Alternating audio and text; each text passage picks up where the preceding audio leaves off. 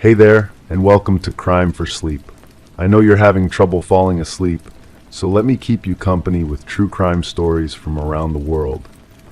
Before we dive in, I'm curious, where did you first hear this one? If you enjoy these stories, don't forget to like, comment, and subscribe. Now get comfortable, and let's get into tonight's case. Crime 1, it hung in the hallway, unsigned and dark, an oil painting of a girl no one recognized. But when a hand brushed against the canvas, the paint smeared, fresh and wet to the touch. The family swore they didn't own it, and the girl's eyes looked exactly like their missing neighbors. The Hartfield family had lived in Oakwood Hills, Massachusetts for nearly 15 years. Thomas, an accountant at a mid-sized firm, and his wife Elaine, who taught 4th grade at the local elementary school, were known as quiet, dependable neighbors. Their 2 teenage children, Connor and Melissa, were both honor roll students. The kind of family that blended perfectly into the backdrop of suburban life until the morning of October 17, 2023. That morning began like any other Tuesday. Elaine woke at 6, started the coffee, and went to check on the kids. Connor was already in the shower. Melissa's door was closed. Downstairs, Thomas packed lunches.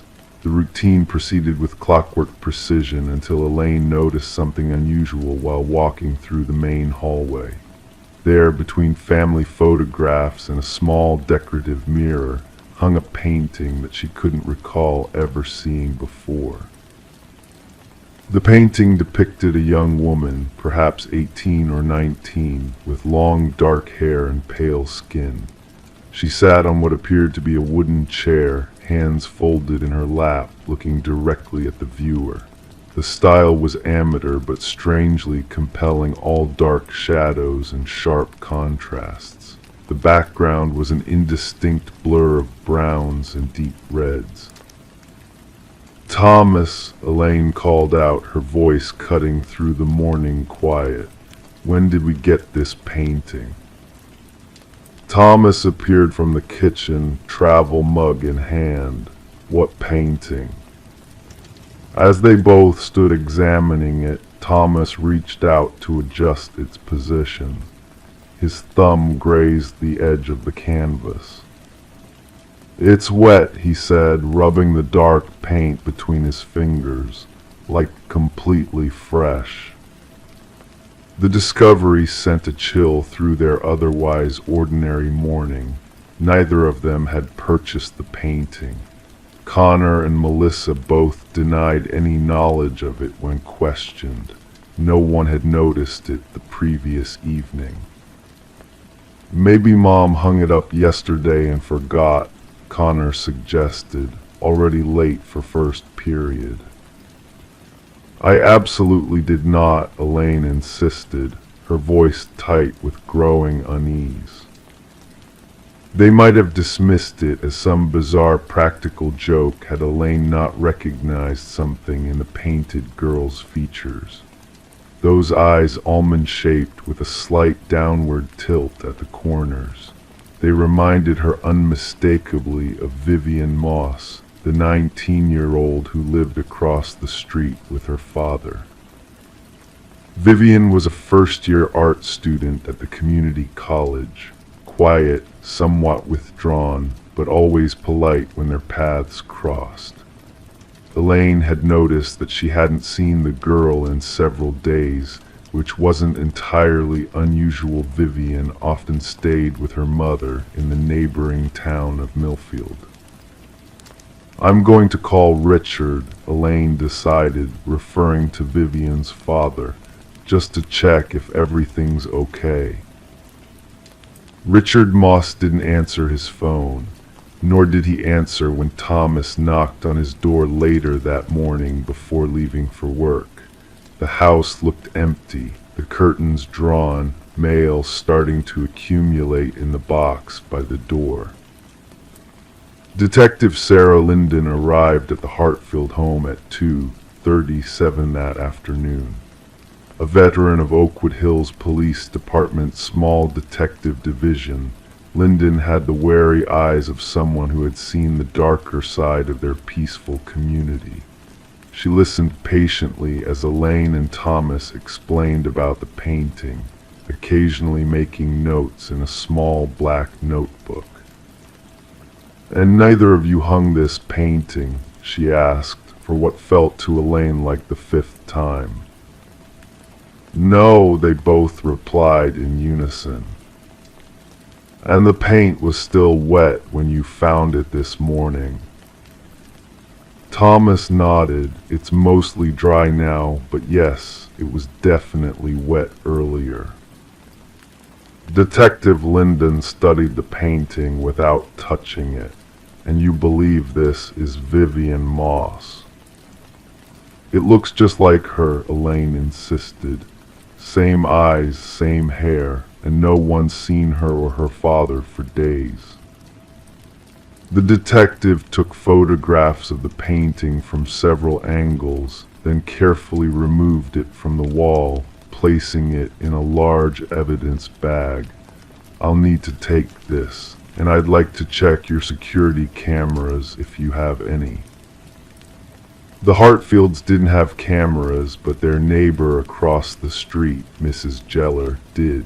Her system captured the front of both the Hartfield and Moss homes. Detective Lyndon spent that evening reviewing the footage, but found nothing unusual. No one had approached the Hartfield home during the night with a painting. No strangers had entered or left the Moss residence in the past week. That changed the following day when officers conducted a wellness check at the Moss home. They found Richard Moss in the basement, barely conscious, suffering from what appeared to be a self-inflicted overdose. He was rushed to Oakwood Memorial Hospital, where he remained in critical condition for 3 days. During those 3 days, the investigation took several disturbing turns. Forensic analysis of the painting revealed 2 sets of fingerprints Thomas Hartfield's from when he touched the wet paint, and a second set belonging to Richard Moss. The canvas itself was traced to an art supply store in Millfield, purchased 6 days earlier on Richard's credit card. Most concerning was what they found in Richard Moss's home studio, a small converted bedroom filled with painting supplies, unfinished canvases, and dozens of sketches of his daughter. Some dated back years, others were recent, but nothing that explained the mysterious appearance of the portrait in the Hartfield home. And still, Vivian Moss was nowhere to be found. On the 4th day, Richard Moss regained consciousness. His first words to Detective Lyndon were not a denial or explanation, but a question. Did she like it? "Did who like what, Mr. Moss?" Lyndon asked, the recorder on her phone capturing every word. "Elaine, did she like Vivian's portrait? I promised Vivian I'd finish it for her." His voice was weak, his eyes unfocused. The conversation that followed revealed fragments of a story that Detective Lyndon spent weeks piecing together. Richard Moss, a former art teacher, had been painting portraits of his daughter for years. Vivian had apparently taken her own life 2 weeks earlier, something Richard had concealed from everyone, including authorities. In his grief-stricken state, he'd continued a painting Vivian had started of herself, becoming increasingly detached from reality. How the painting ended up in the Hartfield home remained unclear. Richard insisted that Vivian had wanted Elaine to have it, that she'd always admired Mrs. Hartfield, but he couldn't explain how it got there. Security footage showed no evidence of him leaving his house that night. The doors to the Hartfield home had been locked, the alarm system active. Even more disturbing was what investigators found buried in the moss backyard garden, not Vivian's body, as they initially feared, but dozens of paintings, all of the same subject, all partially burned. Richard claimed they were Vivian's failed attempts at self-portraiture, which she'd asked him to destroy. Vivian's body was eventually discovered in her mother's vacant summer cottage in Maine, confirming Richard's claim about her suicide. The timeline matched his story. What didn't match was the painting itself. Analysis showed it had been created no more than 24 hours before it appeared in the Hartfield home, long after Vivian's death. Richard Moss was ultimately committed to a psychiatric facility, diagnosed with severe depression and psychotic episodes triggered by his daughter's death. He maintained that he had no memory of entering the Hartfield home or hanging the painting. The most he would say in his more lucid moments was, she wanted someone to see her, really see her, before the end. The Hartfield family moved away from Oakwood Hills 6 months later. Their home sold quickly despite the rumors. The painting itself remains in police evidence storage, occasional subject of departmental debates about what really happened that night. Some say Richard Moss simply broke in and hung the painting during a dissociative episode. Others point to the impossibility, the alarm system, the lack of forced entry, the absence of footage showing him approaching the house. A few officers privately note that the girl in the painting doesn't quite match the photographs of Vivian Moss they've seen. The eyes are similar, but something about the expression seems different, more knowing. The case file remains open, one of those mysteries that Detective Linden sometimes revisits late at night when the office is empty and quiet. She keeps coming back to one detail that never made it into the official report. When she first removed the painting from the Hartfield wall, she could have sworn she felt the canvas tremble slightly under her fingers, as if responding to human touch. Like something still alive, trying to communicate. Like something unfinished, waiting to be completed. Crime 2, the creaking had become unbearable, so they pried open the warped planks. Beneath, they found old insulation, clumps of human hair tied with string. Each bundle had a tag attached, some with numbers, others with phrases like, "Don't forget me." One had a child's drawing folded neatly beside it. Julia and Ryan Matthews never expected to find anything unusual when they purchased the Victorian home at 187 Oakwood Drive in Millfield, Pennsylvania. The house, built in 1912, needed extensive renovation, peeling wallpaper, outdated wiring, and those noisy floorboards upstairs that groaned with every step. The couple had saved for years to afford their dream home, excited to restore its original charm while raising their young daughter, Ellie. The Matthews family moved in during October 2019, the crisp autumn air filling their new space with promise. Ryan, an architectural engineer, planned to handle most of the renovations himself. Julia, who worked from home as a medical transcriptionist, appreciated the quiet neighborhood and the spacious attic she converted into her office. Their 7-year-old daughter quickly claimed the bedroom with a bay window overlooking their maple-lined street. "The house spoke to us," Julia would later tell investigators. "We felt it had stories to tell." If only they had known what stories lay beneath the surface. 3 months after moving in, the creaking from the master bedroom floor had intensified. Ryan initially dismissed it as normal settling in an old house, but Julia insisted something wasn't right. The noise seemed almost deliberate, loud at night, quieter during the day, as if responding to their presence. Ellie began complaining that the floor was talking to her whenever she played in their bedroom. On January 17, 2020, Ryan decided to investigate. The floorboards near the closet seemed particularly loose. With crowbar in hand, he carefully pried up the first plank, expecting to find nothing more than dust and perhaps some damaged joists. "I remember the smell first," Ryan later recalled in his statement. "Musty, but with something else, something chemical."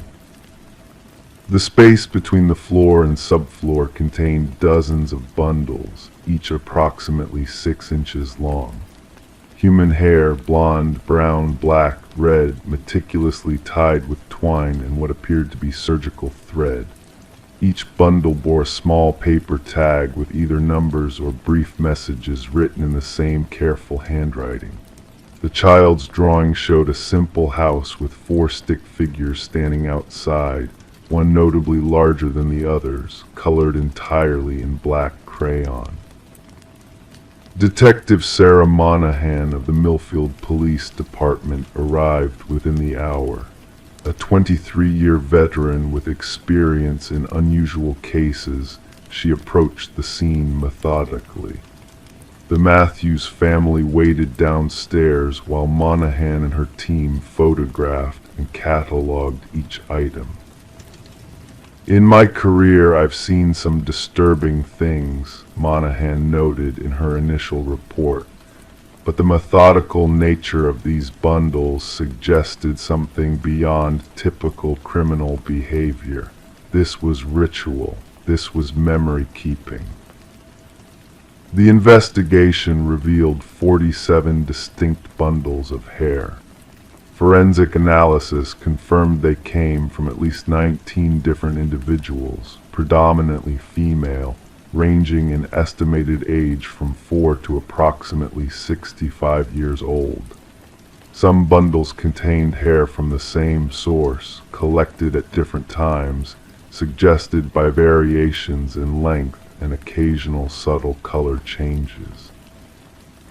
The property records show the house had changed hands 7 times since its construction.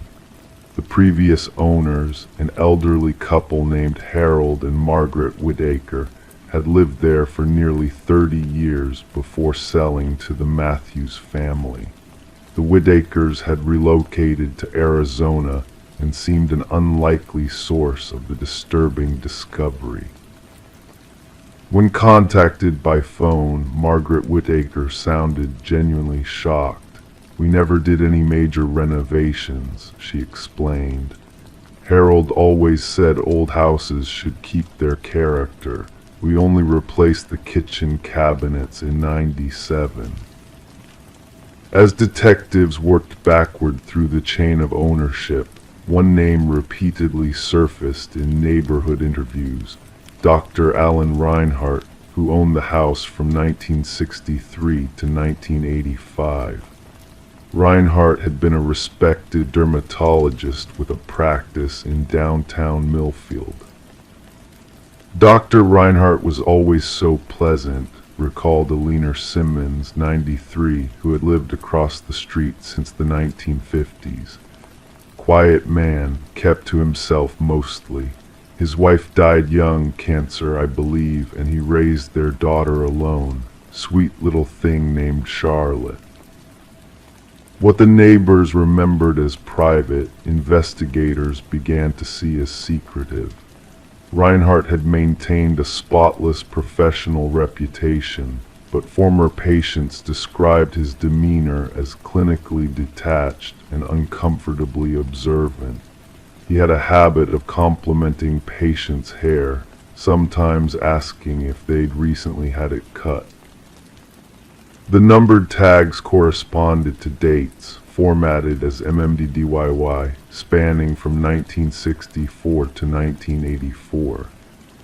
The handwritten messages ranged from mundane observations like "soft, like silk," to more disturbing notes such as "she didn't mind," and "reminded me of Anna's." Anna Reinhardt, the doctor's wife, had died in 1962, shortly before he purchased the house on Oakwood Drive.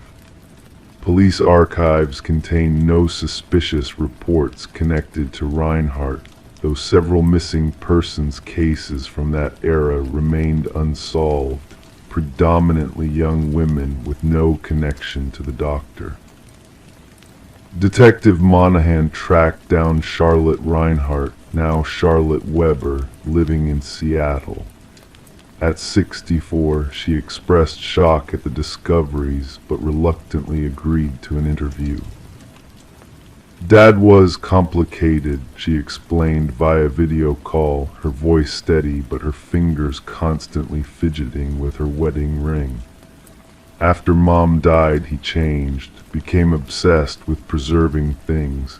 He kept locks of my hair from every haircut in these little envelopes. I always thought it was just grief. Charlotte revealed that her father had maintained a private room in their house, always locked, that she was forbidden to enter. After his death from heart failure in 1991, she had cleared out the house but never found anything suspicious. She had assumed the room contained medical research. He would sometimes bring work home, Charlotte added, her eyes not meeting the camera. I heard voices occasionally, female voices. He told me they were patients requiring special consultations. Forensic analysis of the hair samples yielded partial DNA profiles, but with limited success. The chemical preservative Reinhardt had used degraded much of the genetic material. Still, investigators managed to match 3 samples to cold cases. Teresa Campbell, 19, reported missing in 1968, Diane Foster, 23, who disappeared in 1972, and Lisa Wong, 16, last seen walking home from school in 1979. None of their bodies had ever been found.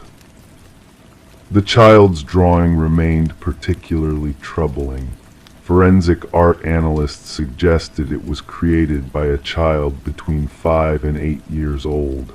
The black figure, significantly larger than the others, displayed what experts termed threatening characteristics.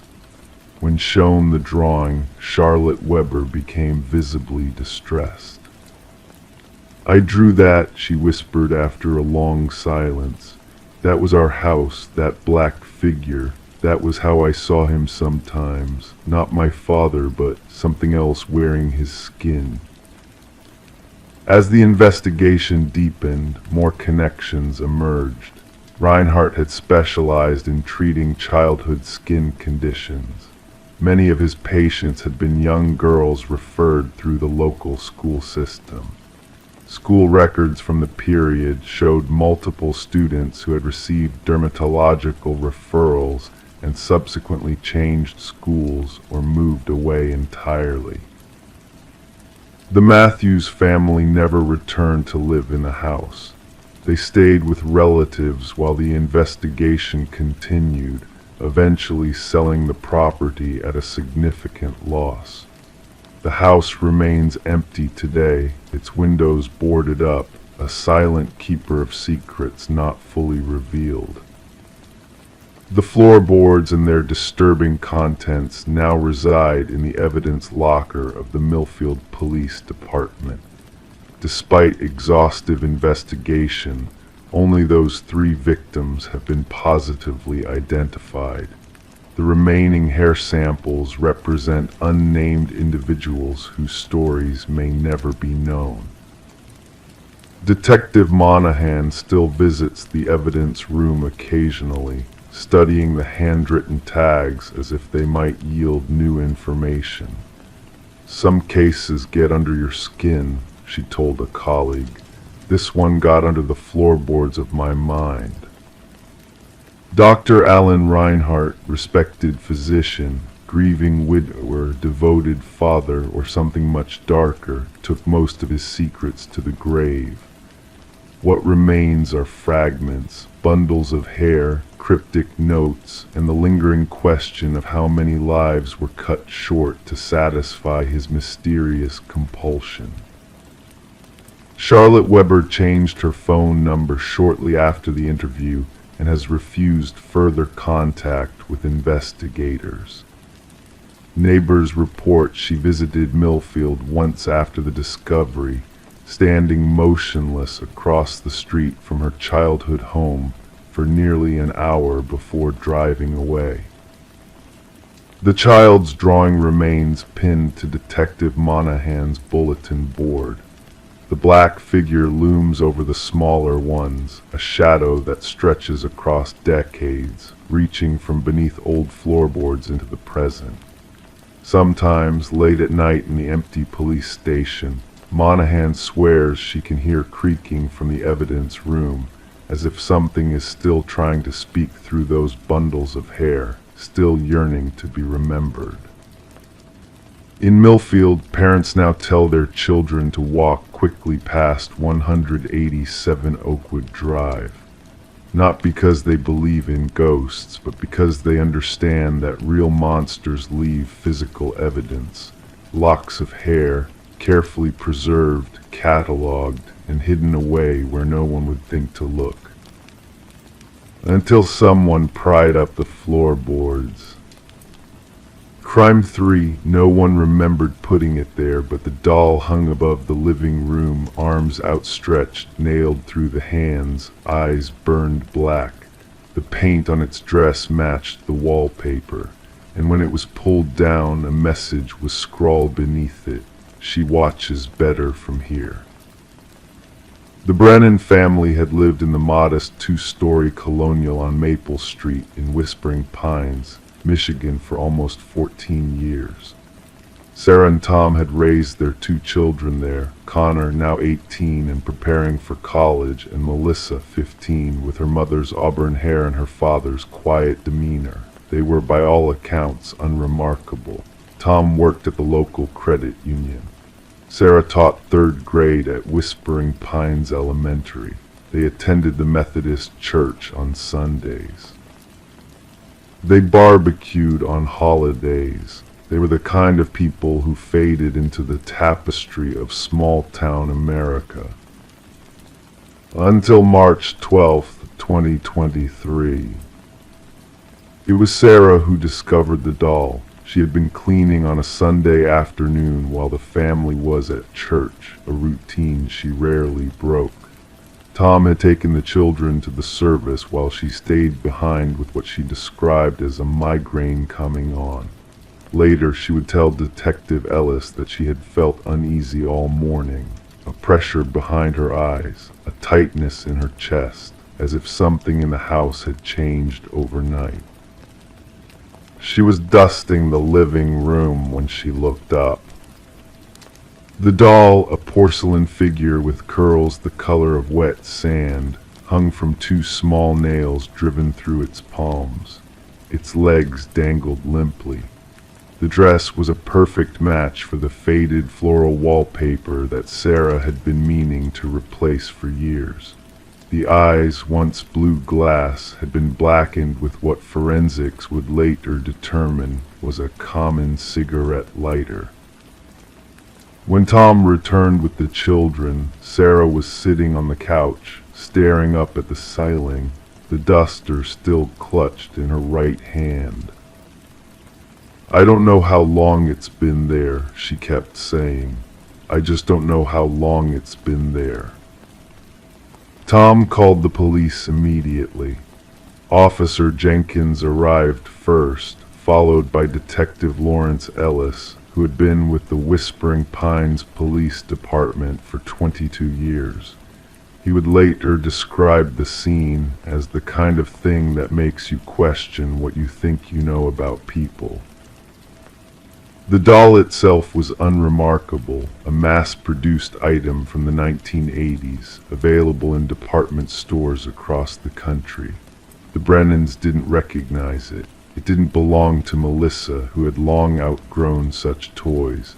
It didn't belong to Connor's ex-girlfriend Emma, who had left several items behind when they broke up 6 months earlier. It wasn't a family heirloom or a forgotten gift. It was simply unknown.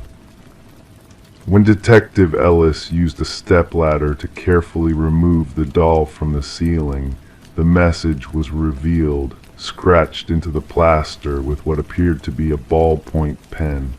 She watches better from here. The investigation began quietly. The Brennans were questioned separately. Their home was examined for signs of forced entry. Fingerprints were taken. The doll was bagged as evidence. Neighbors were interviewed. "They're just normal," said Diane Peters, who lived next door and had known the family since they moved in. "The kind of neighbors who will lend you a cup of sugar or watch your cat when you're on vacation. Nothing special, nothing strange." But as Detective Ellis dug deeper, inconsistencies began to surface. Small cracks in the foundation of the Brennan family that widened under scrutiny. Connor couldn't account for his whereabouts the previous evening.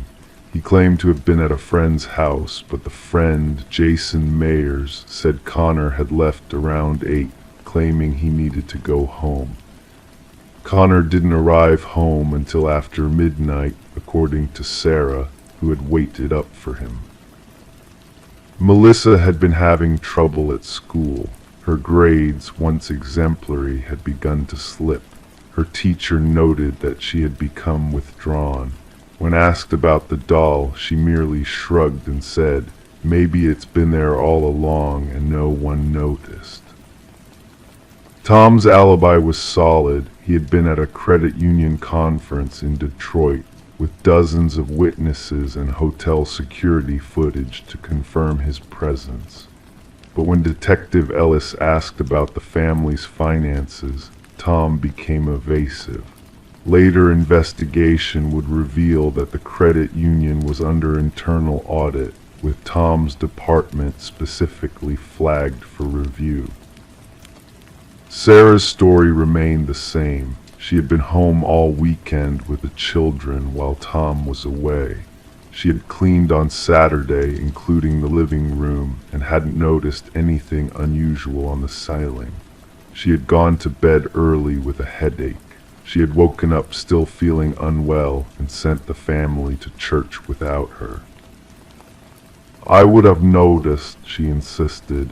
"I would have seen it yesterday if it had been there." As days passed, the investigation stalled. No fingerprints were found on the doll except Sarah's, from when she had reached up to touch it in her shock. No one had entered the house according to the security system, which Tom had installed 3 years earlier after a series of break-ins in the neighborhood. The message itself yielded no clues. The handwriting didn't match any family members. The pen used was a common Bic, identical to dozens found throughout the Brennan home. Then, exactly 1 week later, Sarah called Detective Ellis in hysterics. "There's another one," she sobbed into the phone, "in Connor's room." This doll, a smiling boy in overalls, wasn't nailed to the ceiling but placed carefully on Connor's pillow. Its eyes were intact, but its mouth had been sewn shut with black thread, and a small piece of paper protruded from between the stitches. When Ellis carefully extracted it, he found a typed message. Some secrets should stay inside. Connor swore he had no idea how the doll got there. He had been home all day, working on a college application essay in the living room. Melissa had been at a friend's house. Tom had taken Sarah to see a therapist in the neighboring town of Lakewood. The house had never been empty. That evening, Detective Ellis decided to place an officer outside the Brennan home overnight. Officer Michaels sat in his unmarked car from 10 p.m. until 6 a.m., watching all entrances. He reported no unusual activity. Yet in the morning, a third doll appeared, this one in the bathroom medicine cabinet, visible when Tom opened it to retrieve his razor. This doll, unlike the others, was crudely made of what appeared to be socks stuffed with cotton. Buttons served as eyes. The mouth was a red slash of marker. Pinned to its chest was a photograph of Sarah sleeping. The timestamp on the digital photo showed it had been taken at 2:17 a.m. that very night. The Brennans were relocated to a hotel while the investigation continued. Their home was searched thoroughly. Security camera footage from neighboring houses was reviewed. Cell phone records were obtained. Social media accounts were scrutinized. It was Melissa's diary, found hidden beneath a loose floorboard in her closet, that finally provided the first real clue. "I know about the woman in Detroit," she had written 3 months earlier. "I saw the texts on Dad's phone when he left it charging. I don't know if I should tell Mom. I don't know what would happen to us if I did." Tom Brennan, confronted with this evidence, admitted to an affair with a coworker named Vanessa Grimes. The relationship had ended, he insisted, 2 months before the first doll appeared. He had broken it off when Vanessa became possessive and unpredictable. "She kept saying she wanted to be part of the family," Tom told Detective Ellis. "She wanted to meet the kids. She said she already felt like she knew them from everything I'd told her." Vanessa Grimes was brought in for questioning. A search of her apartment revealed no dolls, no matching porcelain fragments, no evidence connecting her to the incidents. She admitted to the affair but seemed genuinely shocked by the allegations. "I wouldn't do something like that," she said. "I was hurt when Tom ended things, but I'm not crazy. I've moved on." Her alibi for all 3 incidents checked out. Security footage from her apartment building showed her coming home each evening and not leaving until morning. As the investigation continued, the Brennan family began to fracture under the pressure. Connor moved in with his grandparents in Ohio. Melissa became increasingly withdrawn, refusing to speak to investigators. Tom and Sarah's marriage, already strained by the revelation of the affair, deteriorated further. It was in late April, nearly 6 weeks after the first doll appeared, that Detective Ellis received an anonymous email containing a video file. The footage, grainy and dark, showed Sarah Brennan entering a craft store in Lakewood. The timestamp indicated it was 2 days before the first doll was discovered. She could be seen purchasing a porcelain doll, black thread, and a small bottle of paint that matched the color of her living room wallpaper. Confronted with this evidence, Sarah broke down. "He was going to leave us," she whispered. "I found the apartment listings on his laptop, places in Detroit near her. He was planning to abandon us." The dolls, she explained, were meant to frighten Tom into staying, to make him believe that leaving would have consequences, that someone was watching, that his secrets weren't safe. "I didn't think it would go this far," she said. "I just wanted him to be afraid to leave." Tom denied any plans to abandon his family, though subsequent investigation of his online search history confirmed Sarah's claims. The apartment listings were real, so were searches for how to tell your children you're leaving and Michigan divorce laws. No charges were filed against Sarah Brennan. The family entered therapy.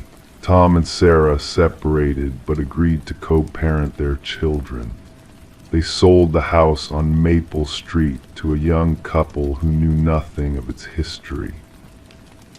The dolls were logged into evidence and eventually destroyed when the case was officially closed in September 2023. But Detective Ellis, in his final report, noted one detail that was never fully explained. The photograph of Sarah sleeping, the one pinned to the third doll, had not been taken with any camera found in the Brennan home. The angles suggested someone standing over her bed. The metadata indicated it had indeed been taken at 2:17 a.m. while Officer Michaels was watching the house and saw no one enter or leave. To this day, Sarah insists she has no memory of placing the third doll in the medicine cabinet, no memory of taking the photograph, no memory of creating the sock doll. Sometimes, she told Detective Ellis during their final interview, I wonder if I did it in my sleep. And sometimes, I wonder if someone else was in our house all along, watching us fall apart. The case of the nailed doll remains officially solved, but in Whispering Pines, some stories refuse to end neatly. Some questions linger in the spaces between official reports, and sometimes, late at night, Detective Ellis still finds himself wondering about the message scratched into the ceiling. She watches better from here. Crime 4, the couch had been inherited from an aunt no one talked about, soft, clean, and heavy. When one of the cushions split open, tiny bones spilled out, too small to be from any pet. X-rays of the others revealed more. The bones had been arranged into shapes, and one of them spelled a name. Sarah Harmon had never wanted the couch. It wasn't her style, burgundy velvet with ornate wooden trim, something from another era.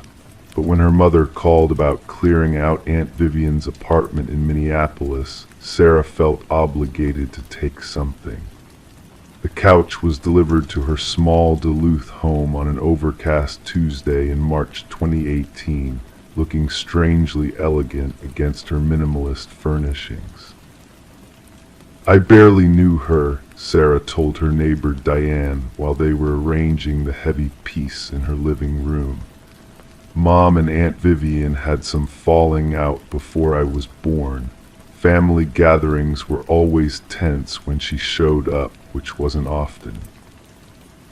Aunt Vivian had died alone at 78, her apartment untouched for nearly 2 weeks before anyone noticed.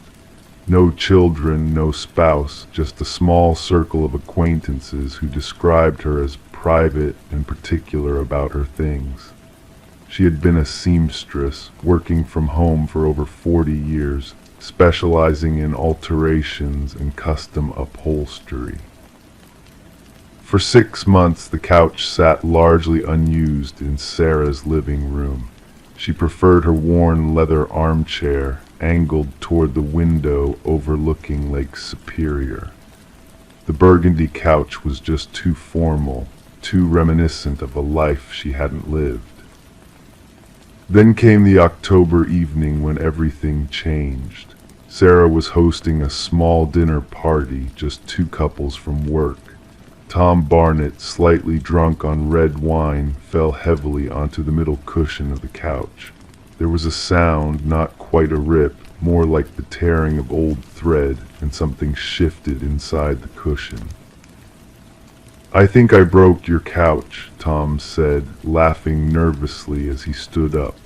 A small tear had appeared along the seam of the cushion, and something white was visible inside. Sarah assumed it was batting or foam. The party continued, everyone forgetting about the small incident. It wasn't until the next morning, as Sarah was cleaning up, that she noticed the tear had widened. Picking up the cushion to examine it, she felt something shift inside, something that moved differently from stuffing. When she turned the cushion over, several small white objects fell onto her hardwood floor with a delicate clatter. Sarah's first thought was mouse bones, or maybe bird bones, but as she knelt down to look closer, her stomach tightened. These were too orderly, too uniform. She picked one up. It was lighter than she expected, about the size of her pinky finger. It was unmistakably a bone, but not from any rodent or bird she could identify. They could be from a small animal, Dr. Raymond told her later that day. He was a veterinarian friend who had agreed to take a quick look. But I'll be honest, Sarah, these look human, small human. I think you should call the police. Detective Morgan Slater arrived at Sarah's house 3 hours later. She was in her late 40s, with short gray hair and rectangular glasses that gave her face a serious, geometric quality. She handled the bones with latex gloves, placing them carefully in evidence bags. "You said these came from inside your couch?" Detective Slater asked, her voice neutral but her eyes sharp. Sarah explained about Aunt Vivian, the inheritance, everything she knew, which wasn't much. The detective made a phone call, and within an hour, a small team arrived to take the couch. "We'll need to examine it properly," Slater explained. "If there are more findings inside, we need to document everything carefully."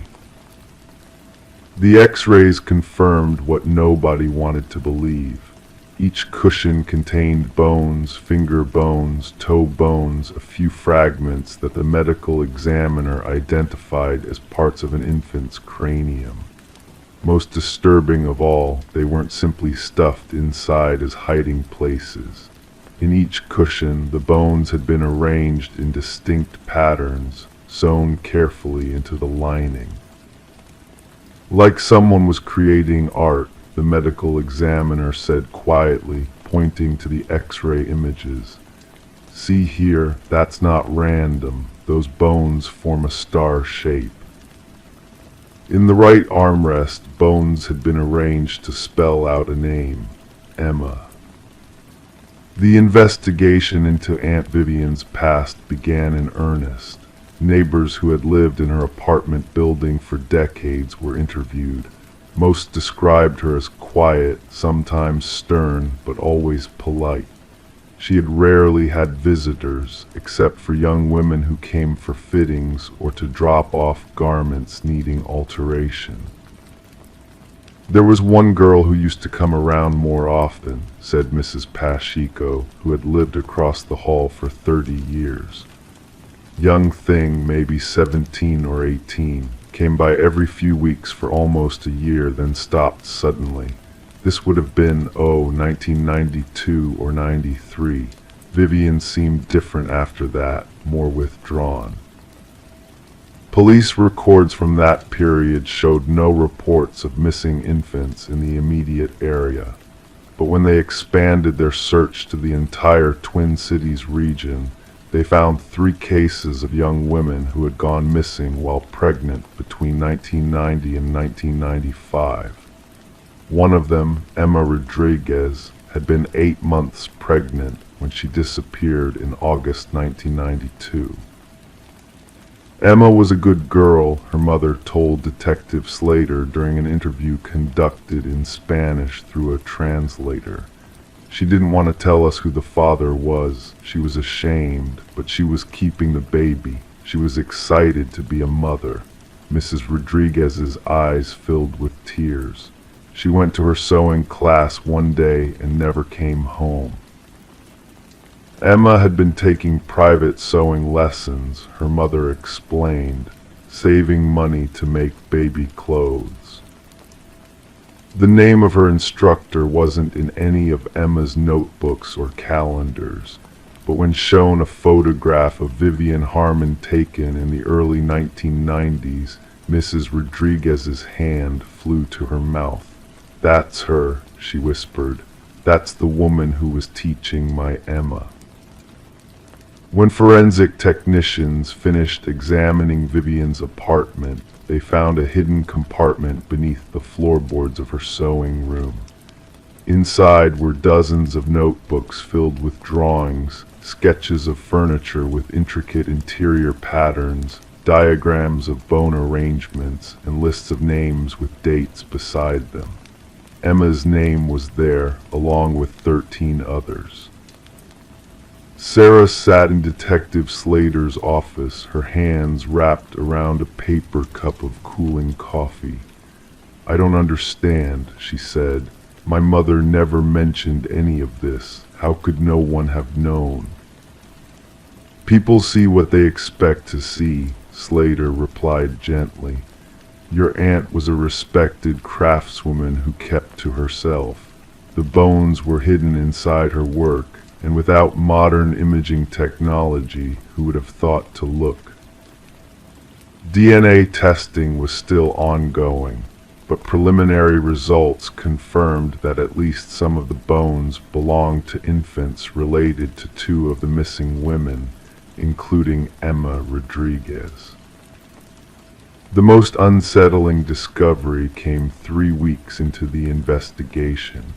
Among Vivian's possessions was a small album of photographs, young women sitting on the burgundy couch, many visibly pregnant, all smiling nervously at the camera. On the back of each photo was a date and a single word, vessel. Sarah's mother finally revealed what little she knew. Vivian had strange ideas, she admitted during questioning. She belonged to some group that believed terrible things about creating vessels for spirits, about how bones could trap energy. I cut ties when I realized how deep she was into it. I never thought she would actually hurt anyone. The full extent of Vivian Harmon's crimes may never be known. The bones recovered from the couch and other furniture pieces found in storage units rented under her name suggested at least 14 victims over 3 decades. Some of the bones dated back to the late 1970s. Most of the young women had been vulnerable in some way: immigrants, runaways, those estranged from their families. The kind of people who could disappear without causing much official concern. For the Rodriguez family, the discovery brought a terrible closure after 26 years of uncertainty. "At least now we know," Mrs. Rodriguez said at a small memorial service held for Emma and her unborn child. "At least now they can rest." Sarah sold her house in Duluth. She couldn't live with the memories, the knowledge of what had happened under her roof, even if only for those few months. "I keep thinking about how I sat on that couch, how I napped on it once," she told Detective Slater before moving away. "All that time they were there, those poor babies, those poor mothers." The burgundy couch now sits in an evidence warehouse, its elegant wooden frame and velvet upholstery belying the horrors it contains. Sometimes, late at night, lab technicians swear they can hear a sound coming from deep within its cushions, something like the distant cry of an infant, though they know that's impossible.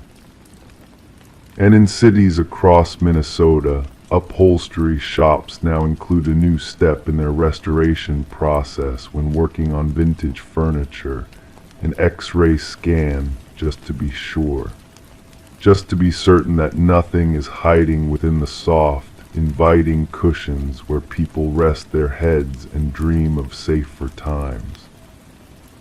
Crime 5, the nursery was empty, the crib untouched, yet the monitor kept turning on, playing heavy, wet breathing, always from the same angle, always just beneath the mic. When they checked the camera's recording, there was nothing, but the audio included a whisper: "You left me here." For the Winslow family of Cedar Ridge, Pennsylvania, These unexplained sounds would become the beginning of a nightmare that unfolded over the course of 13 cold days in November 2022. Melissa Winslow was 34, a pediatric nurse at Cedar Ridge Memorial Hospital who had recently returned to work after maternity leave. Her husband, Daniel, 36, worked in IT security from their modest two-story home at the end of Sycamore Lane. Their daughter, Emma, had just turned 11 months old, a happy, babbling infant with her mother's hazel eyes and her father's dimpled smile. The Winslows were known as a quiet family, relatively new to the neighborhood, having moved from Pittsburgh 2 years prior for the excellent school district and the safety of the suburbs. The first incident with the baby monitor happened on November 3rd. Melissa had put Emma down for her afternoon nap at 1:15 p.m., the same time as always. She went downstairs to fold laundry while Daniel worked in his home office across the hall from the nursery. At approximately 1:47 p.m., the monitor sitting on the kitchen counter suddenly increased in volume. The breathing sounds were distinct, heavy, labored, almost congested. Melissa initially thought Emma had developed a cold overnight, but when she rushed upstairs, the baby was sleeping peacefully on her back, breathing normally.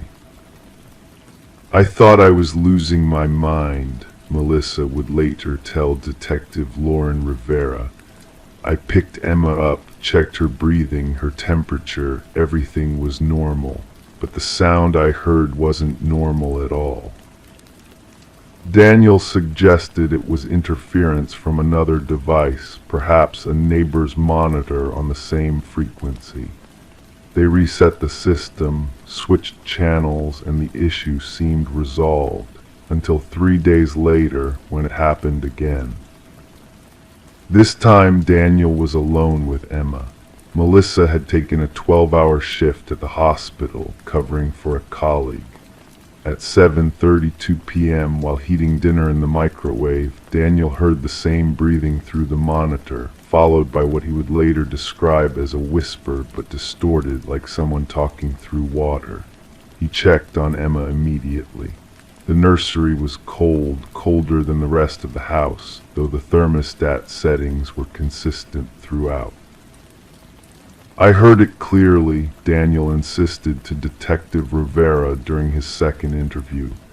"It said, 'You left me here,' plain as day. I'm not superstitious, I'm not religious. I work with technology for a living, but I know what I heard."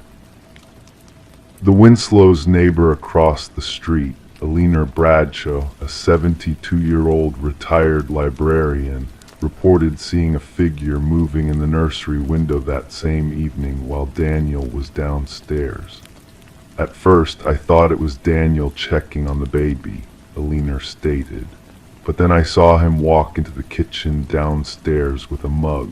So who was upstairs leaning over that crib?" By November 8th, the incidents had escalated. The monitor would activate at random intervals, sometimes playing the breathing sounds for up to 40 minutes. Melissa began recording the audio on her phone. In one recording, reviewed by Cedar Ridge Police Department's technical specialist Marcus Torres, the whispering voice says distinctly, "She's not yours to keep." Daniel contacted the baby monitor's manufacturer, who claimed no similar incidents had been reported. They suggested replacing the unit entirely, which the Winslows did on November 9th. The new monitor worked perfectly for exactly 1 day. On November 10th, Melissa was bathing Emma when the monitor in the bedroom suddenly turned on. The familiar breathing returned, followed by soft humming, a lullaby that Melissa recognized but couldn't place. When she reviewed the nursery camera footage later that evening with Daniel, they discovered something troubling, a shadow moving across the wall, though no one was in the room. The camera's night vision made the shadow appear elongated, distorted, almost unnaturally tall. "We considered calling the police," Melissa explained.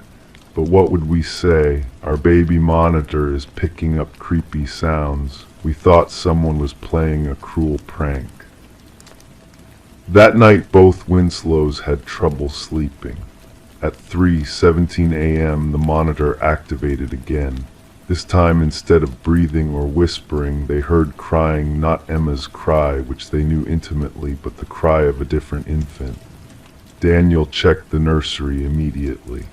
Emma was sound asleep, but her mobile, which operated on a wind-up mechanism, was slowly turning above her crib, though neither parent had wound it. The following morning, November 11th, Melissa discovered a small handprint on the inside of the nursery window, too large to be Emma's, too small to be an adult's. When measured by investigators, the print appeared to belong to a child approximately 3 to 4 years of age. Detective Rivera was finally brought into the case on November 12th, after the Winslows reported a possible break-in. Nothing was missing from the home, but Emma's baby clothes had been rearranged in her dresser. A pacifier that had been lost weeks earlier was found in the center of her crib. The Winslows were certain someone had been in their home while they slept. The investigation revealed no signs of forced entry. The home security system showed no breaches. All doors and windows had remained locked. Detective Rivera initially suspected the Winslows themselves, considering the possibility of sleepwalking, medication side effects, or even postpartum psychosis, but medical examinations ruled out these theories. On November 14th, while reviewing property records, Detective Rivera discovered something the real estate agent had never disclosed to the Winslows. 3 years before they purchased the home, another family had lived there briefly, the Camerons. The Camerons had a 4-year-old son named Ethan and a newborn daughter. According to county records, the infant had died of SIDS in the very room that now served as Emma's nursery. The investigation took an unexpected turn when Melissa, increasingly sleep-deprived and anxious, found a small blue sock tucked behind the changing table, a sock too big for Emma, who had never worn blue. When Detective Rivera showed the sock to Marion Cameron, Ethan and the deceased infant's mother, she identified it immediately as belonging to her daughter. "We moved out 2 weeks after she died," Marion explained in her statement. "We couldn't bear to be in that house. I thought we had packed everything." The final incident occurred on November 15th. At exactly midnight, every electronic device in the Winslow home malfunctioned simultaneously. Lights flickered, appliances turned on and off, and the baby monitor emitted a high-pitched squeal before going silent. In the ensuing darkness, Daniel used his phone's flashlight to check on Emma. She was standing in her crib, the first time she had ever pulled herself up to a standing position, staring at the corner of the room and babbling as if having a conversation. When Melissa entered seconds later, she reported feeling an intense cold spot by the window, though it was a mild night for November. As Daniel reached for Emma, the nursery door slammed shut, seemingly on its own. It took both parents pushing against it to reopen it, as if something on the other side was holding it closed. The Winslows left the house that night, staying with Melissa's sister in Pittsburgh. They never returned to live in the Cedar Ridge home. The case officially remains open but inactive, with the Cedar Ridge Police Department classified as unexplained disturbances. Detective Rivera, in her final report dated December 3rd, 2022, wrote, "While there is insufficient evidence to determine if a crime was committed against the Winslow family, the psychological impact of these events cannot be understated. Whether through natural means, technological malfunction, or deliberate harassment by persons unknown, the Winslows experienced genuine fear in their home." The house on Sycamore Lane remained vacant for 8 months before being purchased by a young couple from Ohio. To date, they have reported no unusual occurrences with their own baby monitor. However, their 2-year-old son occasionally points to empty corners of the nursery, smiling and waving as if greeting an unseen friend. The baby monitor that caused the Winslows so much distress sits in an evidence locker at the Cedar Ridge Police Department. Occasionally, officers claim its power light blinks on momentarily, though the device has no batteries and remains unplugged. And sometimes, very late at night, when the station is nearly empty, the faint sound of breathing can be heard from the sealed evidence box, heavy, wet, and waiting. Crime 6, it had always hung in the hallway, 4 smiling relatives on a hiking trip, but one day someone noticed a 5th figure. Behind the group, blurry but unmistakable, stood a person with no facial features. The original digital file had only 4 people. The print was never altered. In the small town of Millersville, Pennsylvania, the Brennan household had always been considered unremarkable. Sarah Brennan, 42, worked as a pediatric nurse at the local hospital. Her husband, Thomas, 44, taught American history at the high school. Their 2 teenage children, Emma and Jacob, were honor roll students who participated in extracurricular activities and had close circles of friends. They lived in a 2-story colonial home with a well-kept lawn on Maple Street, where neighbors would often see Thomas mowing on Saturday mornings and Sarah tending to her flower garden in the evenings. The hallway of their home displayed a chronological journey of their lives together. Wedding photos, baby pictures, vacation memories, all neatly arranged in matching frames. Among them was a photograph taken 3 years ago during a family hiking trip to the Adirondacks. Sarah, Thomas, Emma, and Jacob standing together on a scenic overlook. Pine trees framing the background, bright blue sky above. They had asked another hiker to take their picture that day. Nothing about the moment had seemed unusual. On Tuesday, April 14th, 2023, Emma had a friend over to study for a biology test. 17-year-old Lily Walsh had been to the Brennan home countless times before, but on this visit, something caught her attention as she walked down the hallway to Emma's bedroom. "Who's that person standing behind you guys in this picture?" Lily asked, pointing to the hiking photo.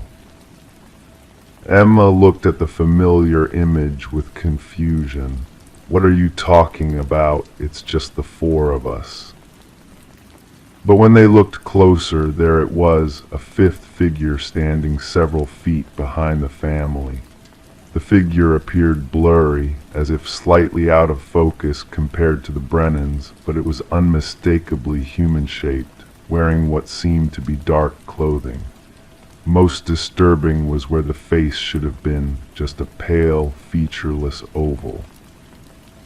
"That's weird," Emma said, her voice faltering. "I don't remember anyone else being there." Later that evening, Emma showed the photo to her parents.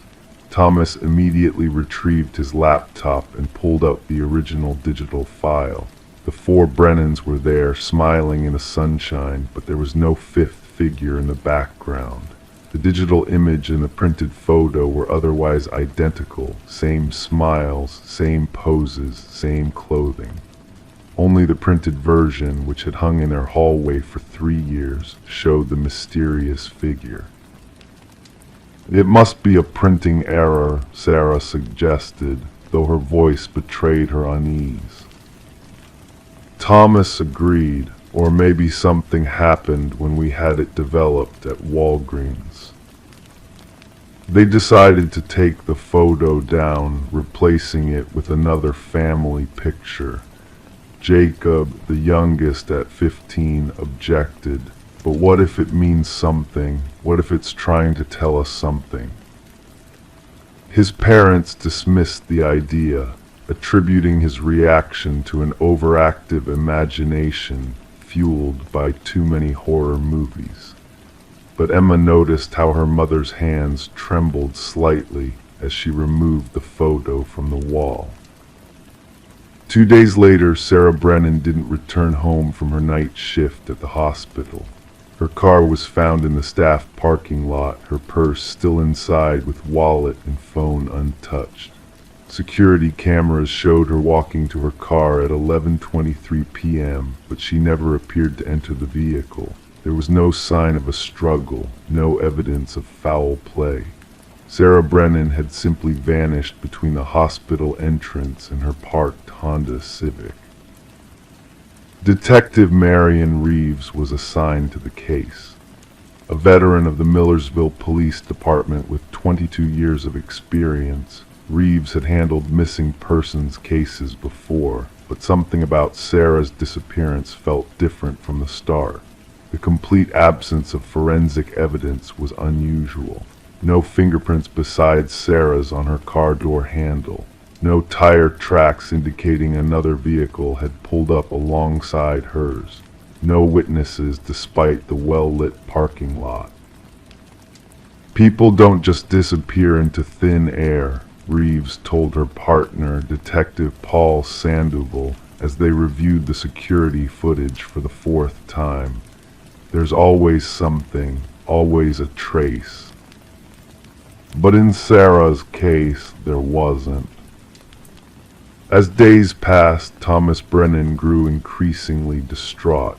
He barely slept, constantly checking his phone for news or calls.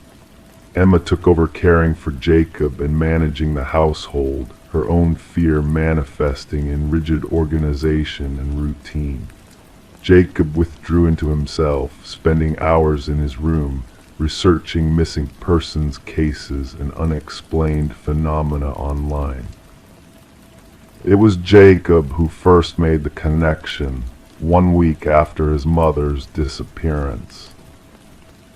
"Dad," he said, entering Thomas's study where his father sat staring blankly at bills he couldn't focus on.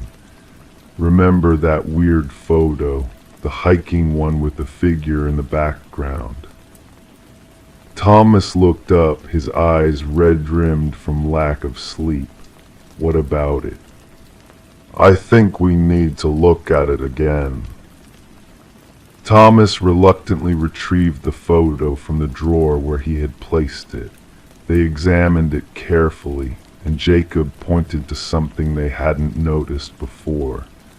The blurry figure in the background wasn't just standing there. Its arm appeared to be slightly raised, pointing towards Sarah. Detective Reeves was skeptical when Thomas brought the photo to the police station the next day. "Mr. Brennan, I understand you're looking for answers, but this is likely just a photographic anomaly, nothing more. Then explain why the digital original doesn't have it," Thomas insisted, his voice rising, "and why it seems to be pointing at my wife who is now missing." To appease him, Reeves had the department's forensic technician examine the photograph. The analysis revealed something strange. The paper and ink composition of the area containing the 5th figure was chemically identical to the rest of the print. Whatever had created the image, it wasn't added after printing. It was as if the figure had somehow been present in the very moment the photo was developed. Meanwhile, the investigation into Sarah's disappearance continued. Detectives interviewed hospital staff, reviewed patient records, and examined Sarah's recent communications. Nothing seemed amiss in her life, no secret relationships, no financial troubles, no enemies. Her last text message had been to Thomas at 10:45 p.m., finishing up paperwork, home soon, love you. 3 weeks after Sarah vanished, another night shift worker at the same hospital disappeared. Michael Chen, a 35-year-old radiologist, failed to return home after his shift. His car was found in the parking lot, keys still in the ignition. Security footage showed him approaching his vehicle at 11:17 p.m., then glancing over his shoulder as if someone had called his name. He turned towards something off camera, took a few steps in that direction, and then walked out of frame. He never reappeared on any of the hospital's cameras.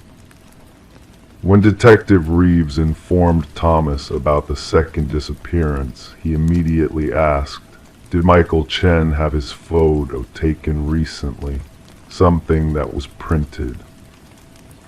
The question struck Reeves as odd until Thomas explained his theory. The detective, now more willing to explore unconventional angles, discovered that Chen had indeed been photographed at a hospital fundraiser 2 months earlier. The printed copies had been displayed in the hospital lobby.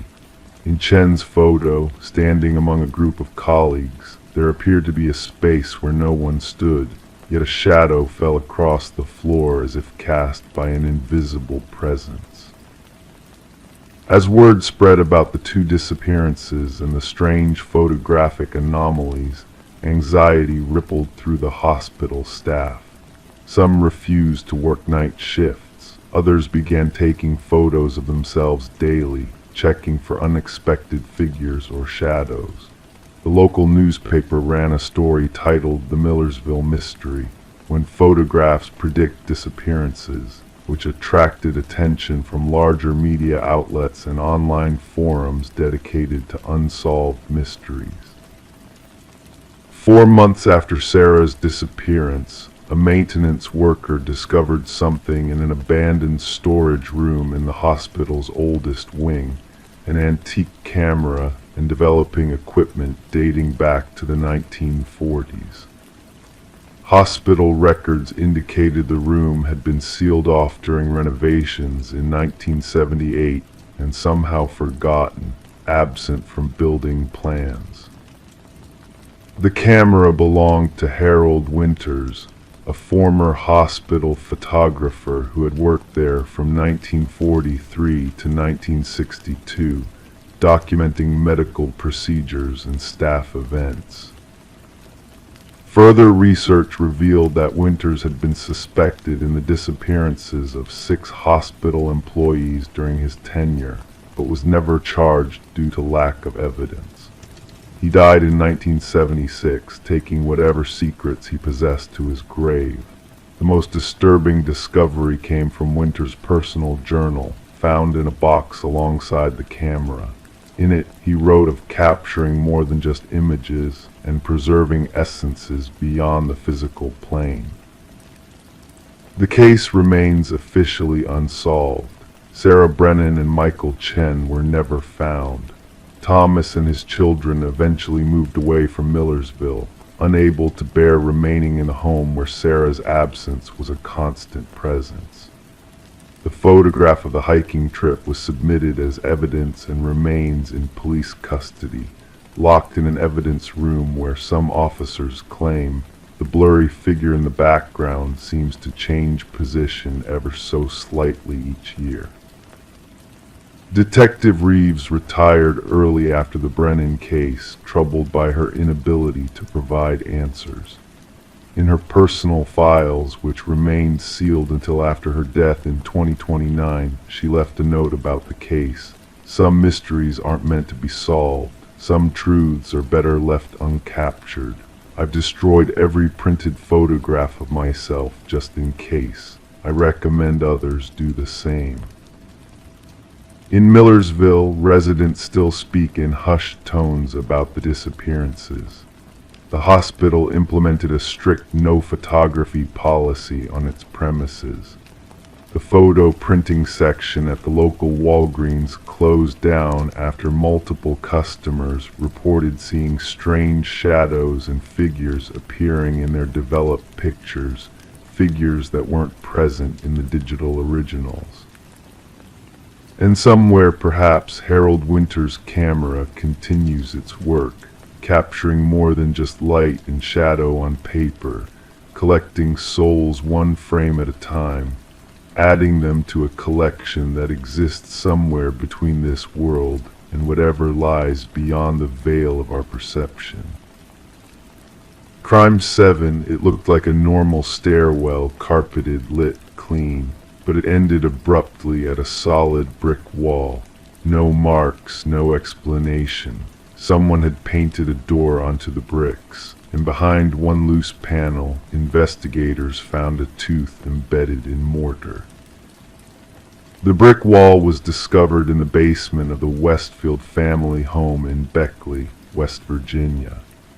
The three-story Victorian house had stood proudly on Maple Avenue since 1918, passing through several owners before Martin and Clara Westfield purchased it in February 2017. The couple had fallen in love with the historical charm, the intricate woodwork, and the spacious rooms that would allow them to start the family they had always dreamed of. Martin was 38, a well-respected architect with a local firm. Clara, 35, worked remotely as a graphic designer. Neighbors described them as friendly but private, the kind of couple who would wave from their porch but rarely attended community gatherings.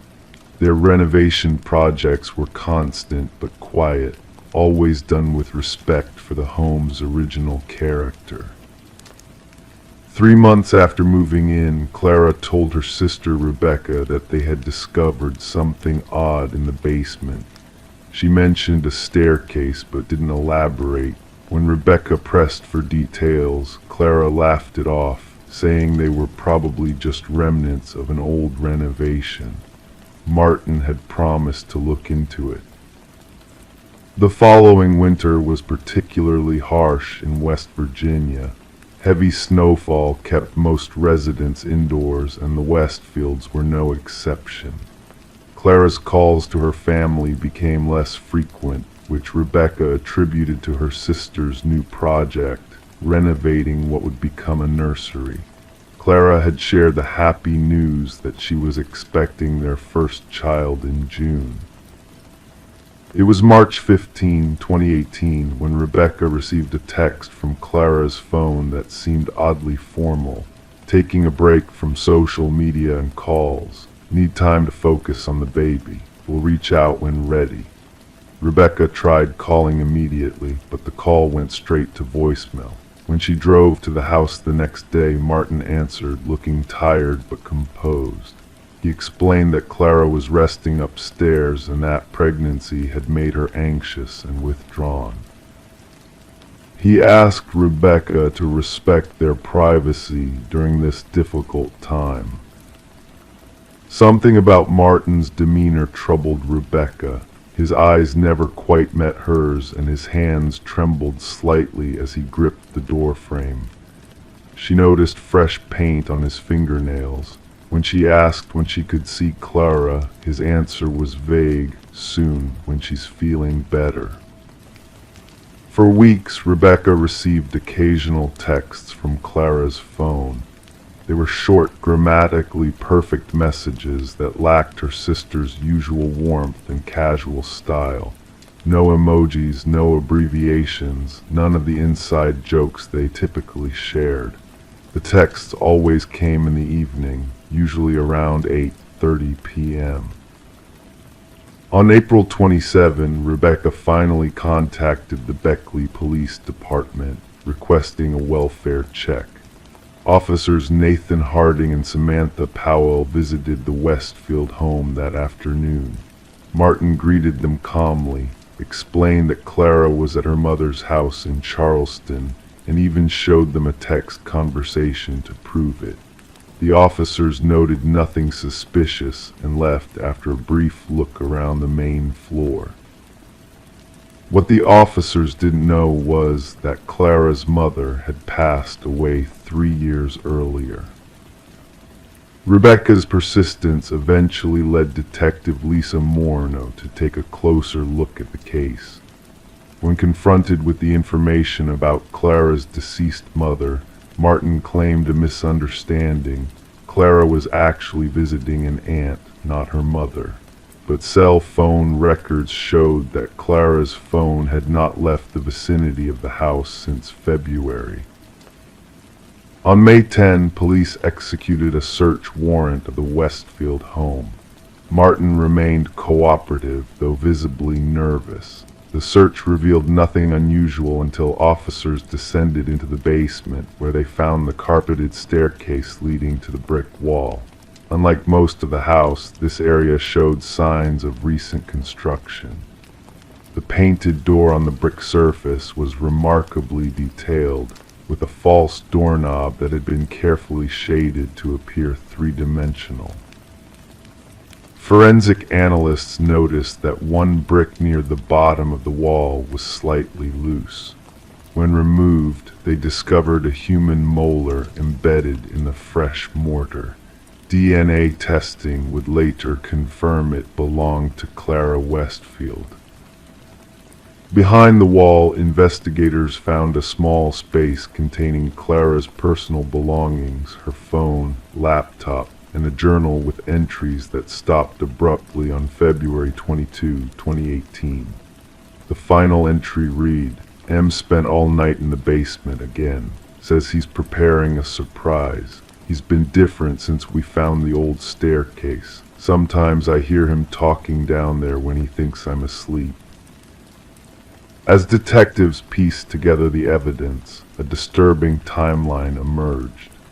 Historical records showed that the house had once belonged to a doctor with questionable practices in the 1930s. Rumors of illegal procedures and missing patients had circulated for years, though nothing was ever proven. During renovations in 1967, workers had discovered human remains in the walls but attributed them to the house's age and possibly unmarked graves from before its construction. Martin's internet search history revealed extensive research on the house's past owners and multiple searches about communicating with previous residents and houses that change people. His architectural drawings, found in his home office, included detailed plans for what he called the transition space, the area behind the brick wall. When questioned about Clara's whereabouts, Martin's behavior became increasingly erratic. He insisted that Clara had gone where she needed to go and that the house had shown him the way. He claimed the brick wall had always been there, that he had merely restored what was meant to be. Cadaver dogs brought to the scene indicated strongly at multiple locations within the house, the basement, the master bedroom wall, and peculiarly, the newly renovated nursery. Ground-penetrating radar revealed anomalies in the soil beneath the foundation. Martin Westfield was arrested on May 17, 2018, charged with the suspected murder of his wife. During his initial psychological evaluation, he remained calm and articulate, explaining that he had been selected as caretaker and that Clara had become part of the house's history, just as others had before her. The most chilling evidence came from Martin's personal journal, where he had meticulously documented what he called the house's hunger and his growing conviction that it required contributions to maintain its character. He wrote of hearing whispers from the brick wall, teaching him how to preserve the home's legacy. As investigators continued their careful dismantling of sections of the house, they discovered 7 more teeth embedded in various walls, belonging to at least 3 different individuals. Records showed that 2 previous owners had also reported family members missing, cases that had remained unsolved for decades. Clara's body was never found. The tooth remained the only confirmed physical evidence of her presence in the house after February. Martin refused to provide any information about what happened to her remains, maintaining only that she was where she belonged and that she was part of something greater now. Rebecca still visits the house on Maple Avenue, which stands empty and decaying as the legal proceedings continue. The painted door on the brick wall remains visible, though faded now. Sometimes local teenagers dare each other to sneak into the basement and touch it, claiming they can feel warmth radiating from the bricks, as if something or someone waits just on the other side. Martin Westfield sits in a psychiatric facility, evaluated as unfit to stand trial. He spends his days drawing architectural plans of houses with hidden rooms and staircases that lead nowhere. His doctors note that he often speaks of returning home and how the house is incomplete without him. He insists that if you press your ear against the right brick, you can hear Clara humming softly, the lullaby she had planned to sing to their child. The staircase that led to a brick wall has become something of a local legend in Beckley.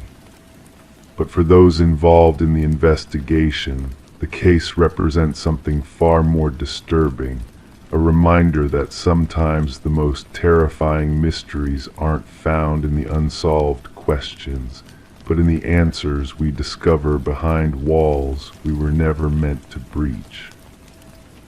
Crime 8, the house had been vacant for years, but the basement reeked of perfume, cheap, cloying, and fresh. There was nothing down there but an empty rocking chair and a trail of rose petals ending in ash.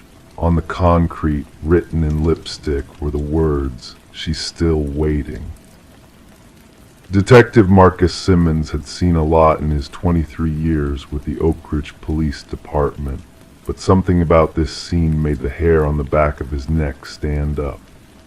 The real estate agent who called it in stood at the top of the stairs, refusing to come back down. Her name was Diane Powell, and she had been showing the property to a young couple when they discovered the basement door, which had apparently been sealed shut with multiple locks from the outside.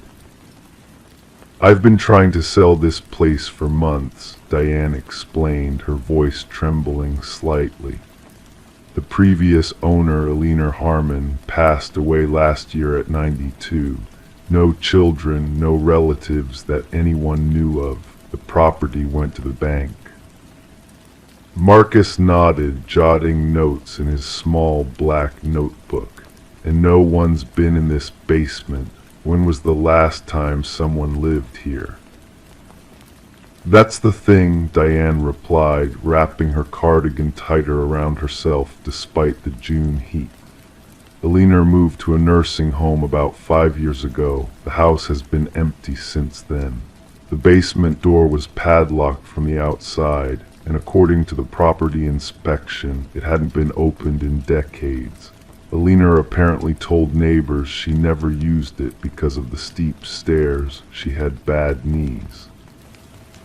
Marcus turned his attention back to the basement. The rocking chair looked old but not ancient, perhaps from the 1970s. The rose petals formed a deliberate path from the chair to a small pile of ash in the corner. The lipstick writing was fresh. The waxy red letters still glistened under his flashlight. "What did the couple who found this say?" Marcus asked.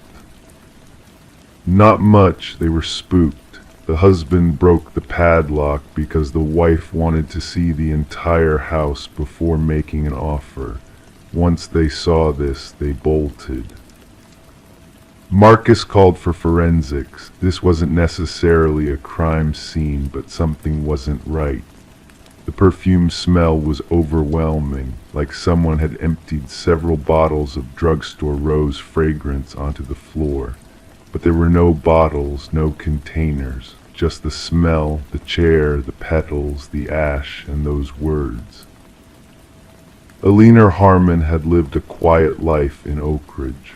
Born in 1927, she had worked as a high school English teacher until retiring in 1987. She never married, had no children, and kept to herself. Neighbors described her as pleasant but private. She tended her garden, attended church on Sundays, and volunteered at the local library. Nothing remarkable, nothing suspicious. The nursing home staff had little to add. Alina had been suffering from dementia in her final years, sometimes lucid, sometimes lost in memories.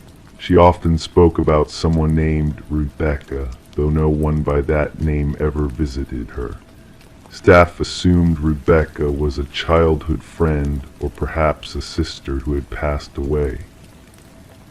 The investigation might have ended there, just a strange scenario in an empty house, if not for what forensics found in the ashes.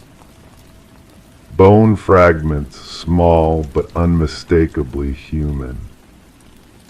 The case took a turn when officers located Alina's only known friend, Martha Caldwell, now residing in a retirement community 2 towns over.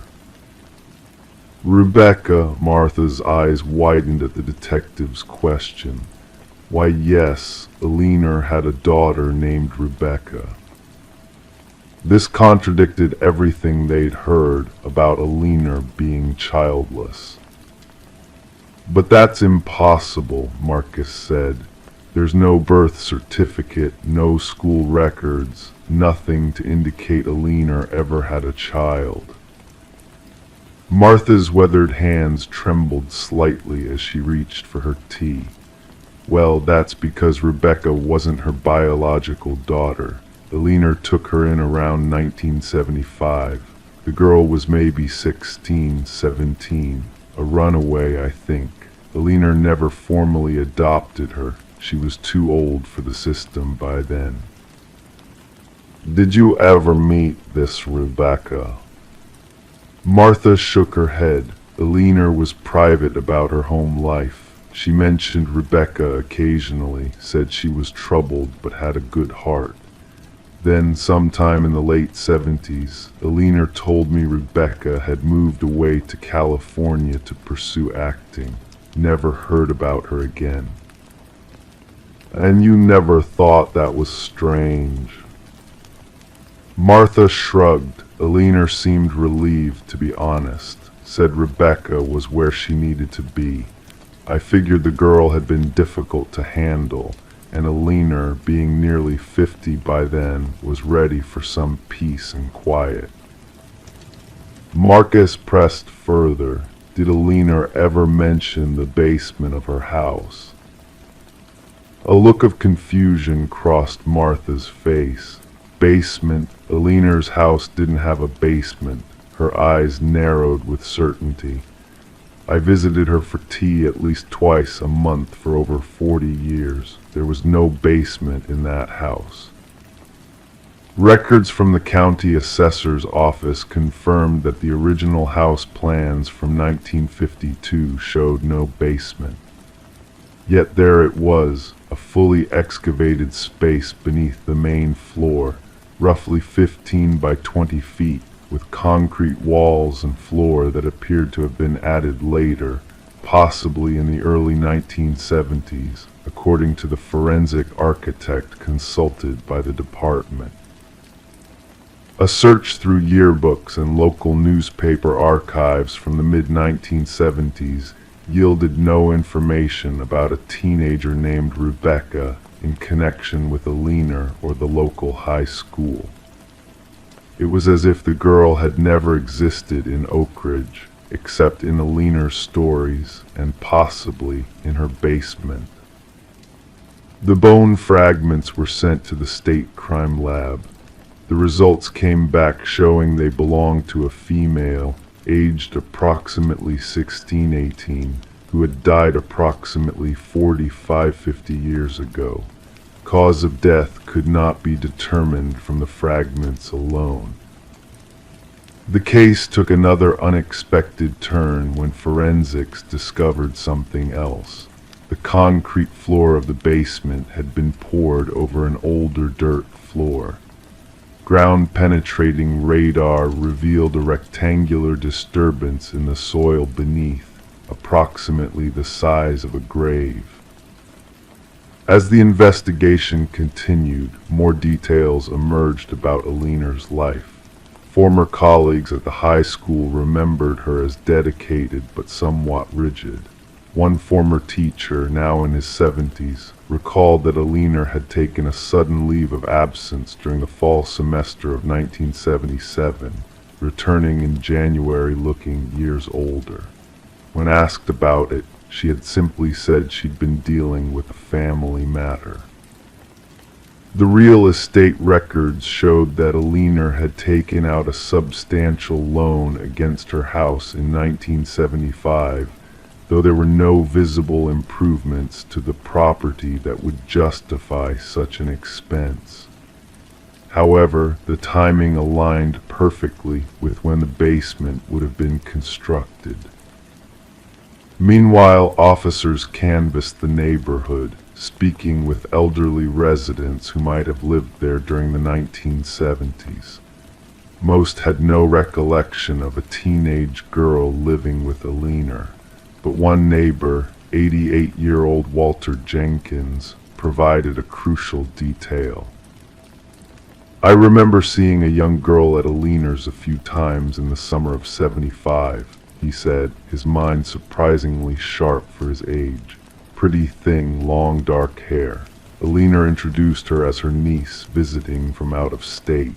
But then I started hearing music from the house late at night, not Alina's kind of music, mind you, rock and roll stuff. Figured the girl was staying longer than a visit." "Did you ever see the girl leave or stop seeing her?" Marcus asked. Walter thought for a moment. "Can't say I specifically remember her leaving. That fall and winter were rough for me. My wife was sick, and I wasn't paying much attention to the neighbors. By spring, I didn't see the girl anymore. Assumed she'd gone back wherever she came from." "Did Alina ever mention what happened to her?" "No, and I didn't ask. Alina changed after that winter, became more withdrawn. Started putting locks on everything, new deadbolts on the doors, locks on the windows. I figured maybe she'd had a break-in." The excavation of the basement was handled with the delicate precision of an archaeological dig. The team worked slowly, methodically removing the concrete layer by layer. What they found beneath confirmed their suspicions. A human skeleton, female, wrapped in what appeared to be the decomposed remains of a patchwork quilt. The skeleton was missing the smaller bones of the right hand, the same bones that matched the fragments found in the ash pile. The medical examiner estimated the remains had been there for approximately 47 years and belonged to a female between 16-18 years old at time of death.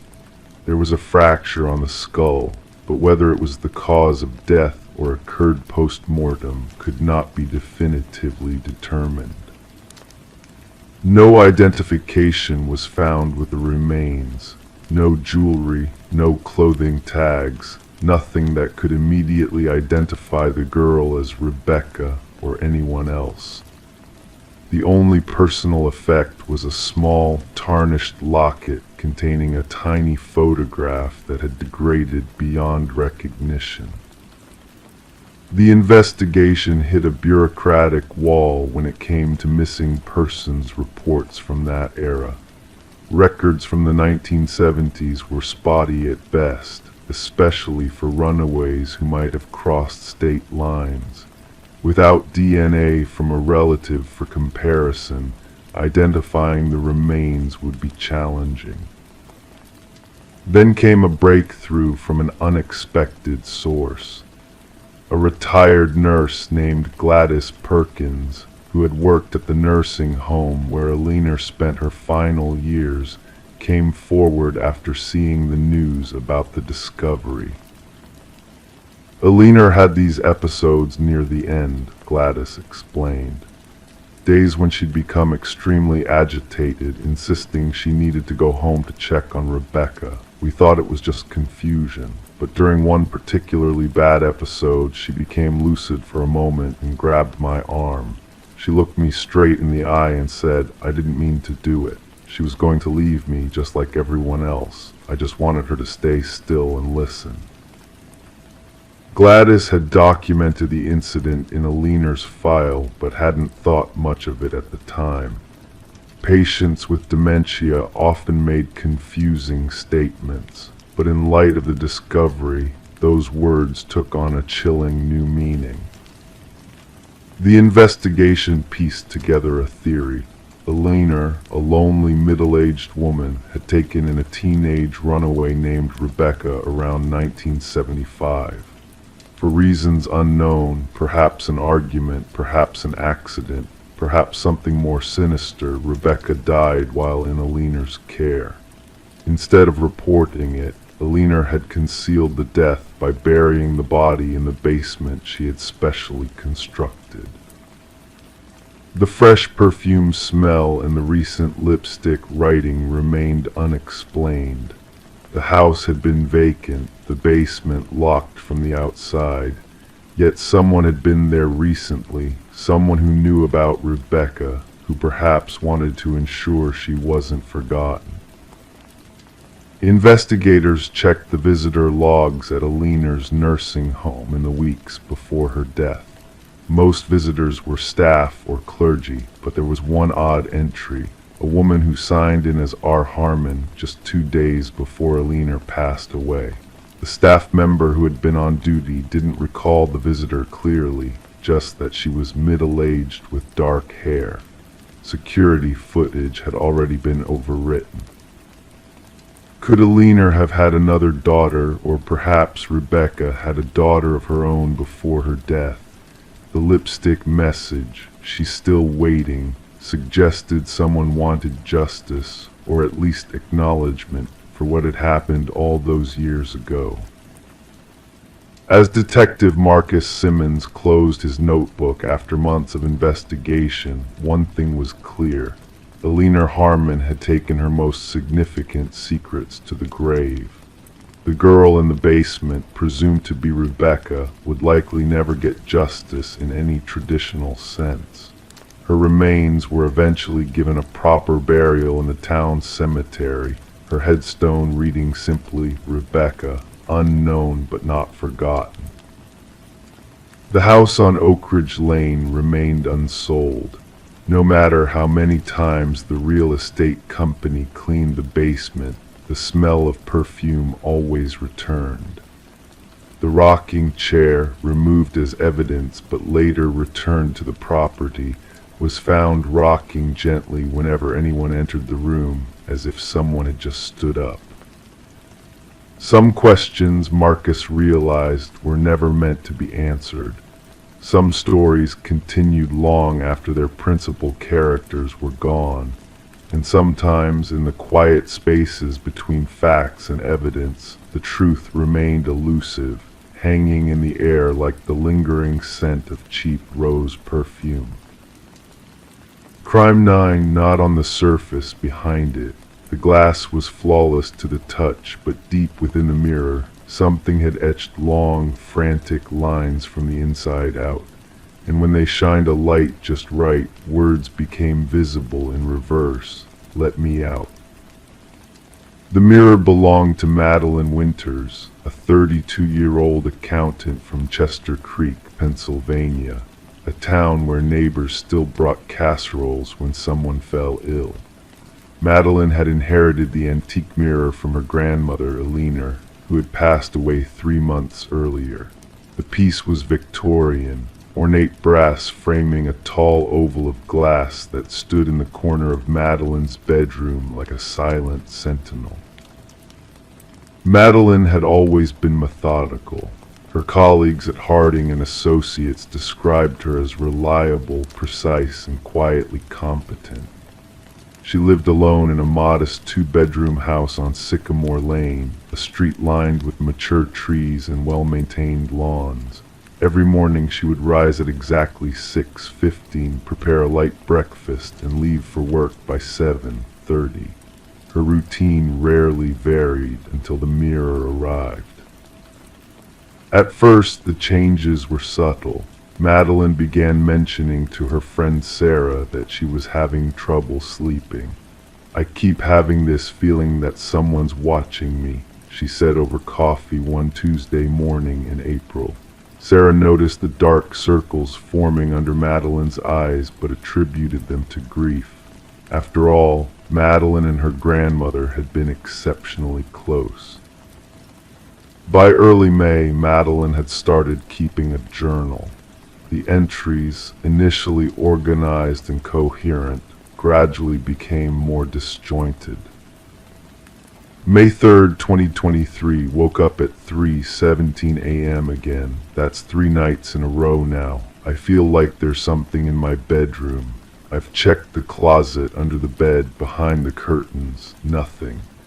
But when I look at Grandma's mirror, I swear the reflection isn't quite right. The angles seem wrong somehow. May 9th, 2023, Sarah thinks I should see someone about my insomnia.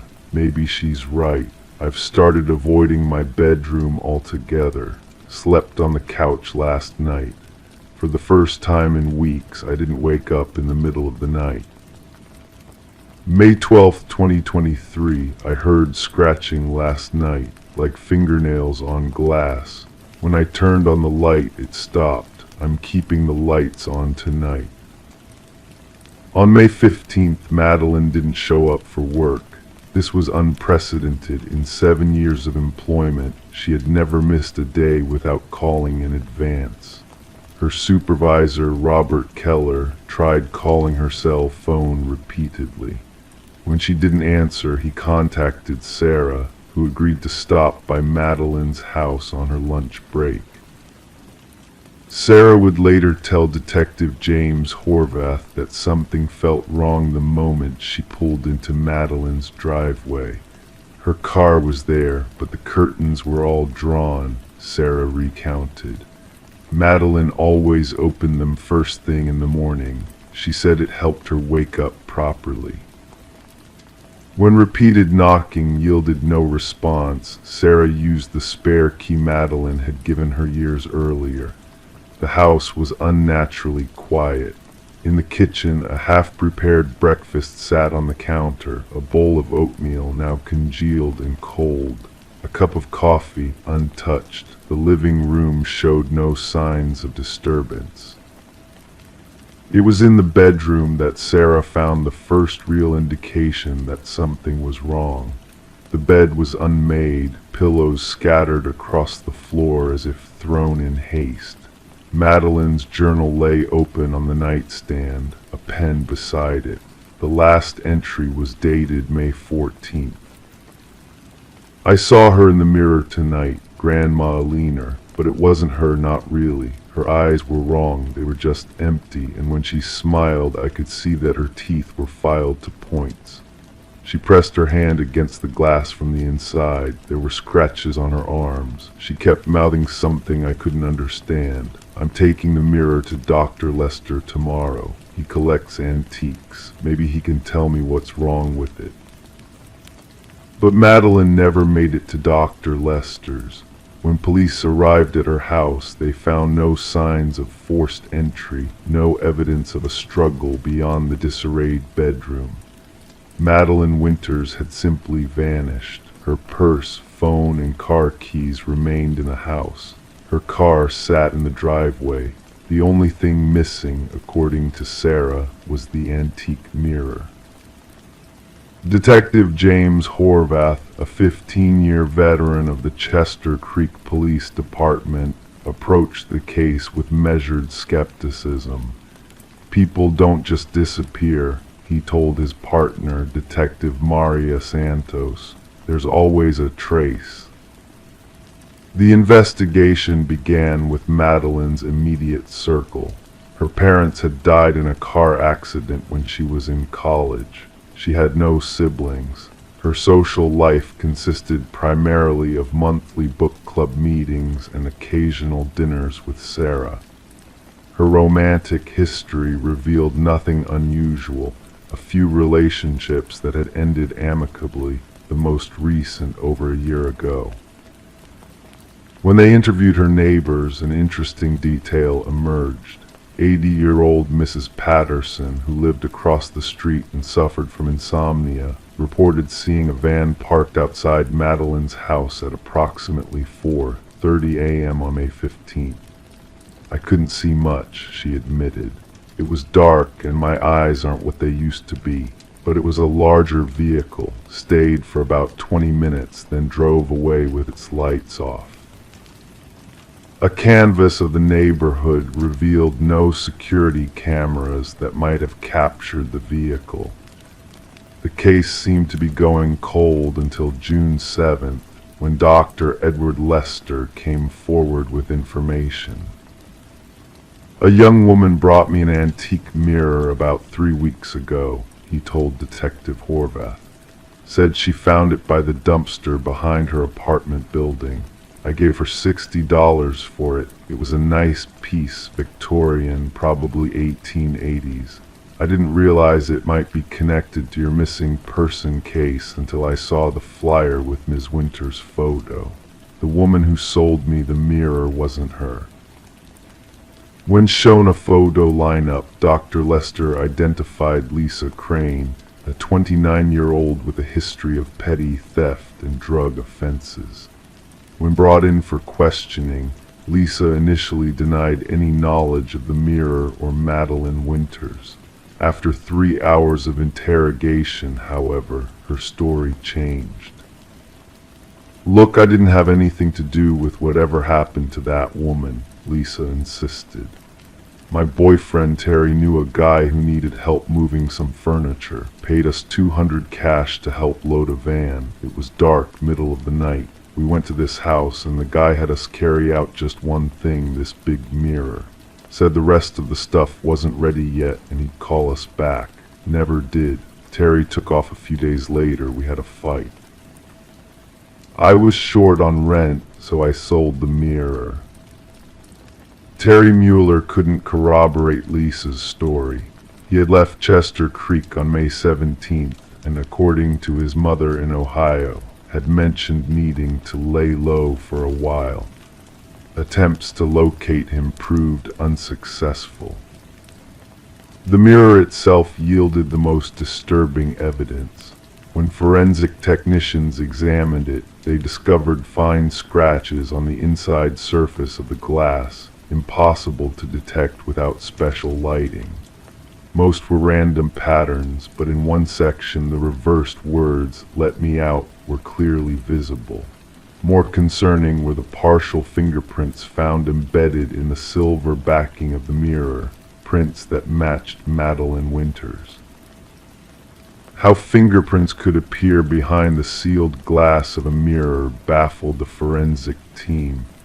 "It's physically impossible," the lead technician told Detective Horvath, "unless the mirror was taken apart and reassembled, but there's no evidence of that." Even stranger was what they found when they removed the backing entirely. A strand of long brown hair that DNA testing confirmed belonged to Madeline, and a small scrap of fabric that matched the pajamas Sarah described Madeline wearing the night before her disappearance. The case took an unexpected turn when Detective Santos discovered that Alina Winter's death might not have been from natural causes as initially thought. The 84-year-old woman had been found deceased in her bed, apparently from heart failure, but a review of her medical records showed no history of cardiac issues. More significantly, her journals, recovered from a storage unit Madeline had rented, contained entries similar to those in Madeline's journal. February 2nd, 2023. The mirror has been in my family for generations. My mother warned me never to sleep with it in my bedroom. I've always kept it in the hallway, but lately I've been drawn to it. Sometimes I think I see someone else looking back at me, not my reflection, but someone standing behind me. When I turn around, no one is there. February 10th, 2023. I'm having the dreams again. I'm trapped behind glass, watching the world but unable to reach it. I pound my fists against the cold surface until my hands bleed, but no one hears me. When I wake, my hands ache as if I've really been pounding on glass all night. The last entry was dated February 20th, 2023, 3 days before Elena was found dead. Something is coming through, the boundary is thinning. I should destroy it, but I can't bring myself to break the mirror. It's been in our family too long. Perhaps Madeline will understand what to do. I've left her instructions in the letter. No letter was ever found among Madeline's possessions. 1 year later, the disappearance of Madeline Winters remains unsolved. The mirror sits in an evidence locker at the Chester Creek Police Department. Occasionally, officers report hearing faint scratching sounds coming from the storage room, but investigations reveal nothing out of place. Detective Horvath, now approaching retirement, still visits the evidence room once a week. He stands before the covered mirror, never removing the cloth that conceals its surface, and whispers questions to which he doesn't expect answers. Sometimes, he later admits to his wife, he thinks he hears whispers in response, a woman's voice, desperate and faint, repeating the same words over and over. I'm still here. I'm still here. Sarah visits Madeline's house every month, maintaining it in her friend's absence. The bedroom remains exactly as it was, though Sarah refuses to enter it after dark.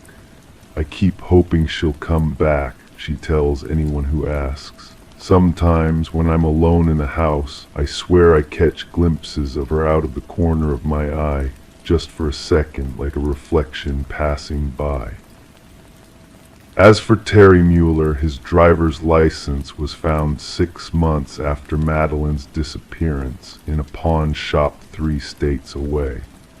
The shop owner remembered him clearly, a nervous young man who sold an antique hand mirror for well below its value. Kept looking over his shoulder, the owner recalled. Said he needed to get rid of it, said he saw things in it that couldn't be there. The hand mirror, when recovered, had the same ornate brass design as Madeline's full-length mirror, and etched on the inside of the glass, visible only under specific lighting, were 2 words, "Find me." Story 10. The aged apartment held secrets within its walls, pipes that murmured, floorboards that whispered tales of the past. However, the new tenant, Sarah, sensed a different presence lingering in the shadows of her top-floor sanctuary.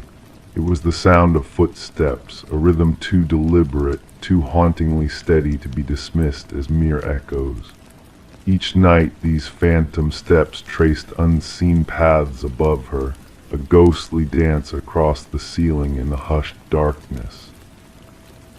One evening, emboldened by a flicker of curiosity tinged with unease, Sarah tentatively tapped the ceiling with a broomstick, hoping to dispel the eerie cadence.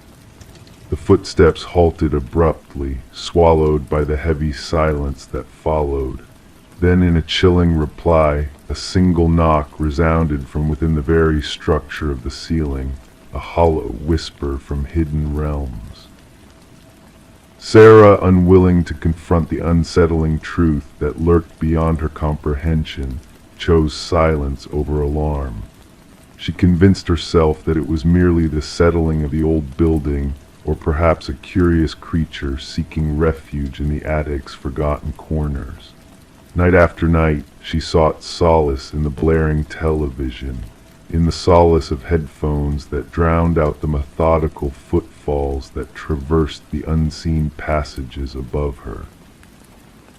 Detective Morris was drawn into the enigma of the apartment when a routine repair unearthed a clandestine world concealed within the building's walls.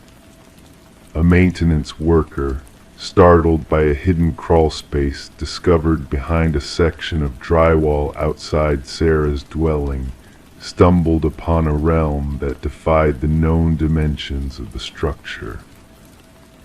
Within this secret enclave, illuminated by the stark beam of a flashlight, lay remnants of a clandestine existence, a makeshift living space adorned with discarded wrappers, empty bottles, and a tattered blanket, and a small, ominous notebook.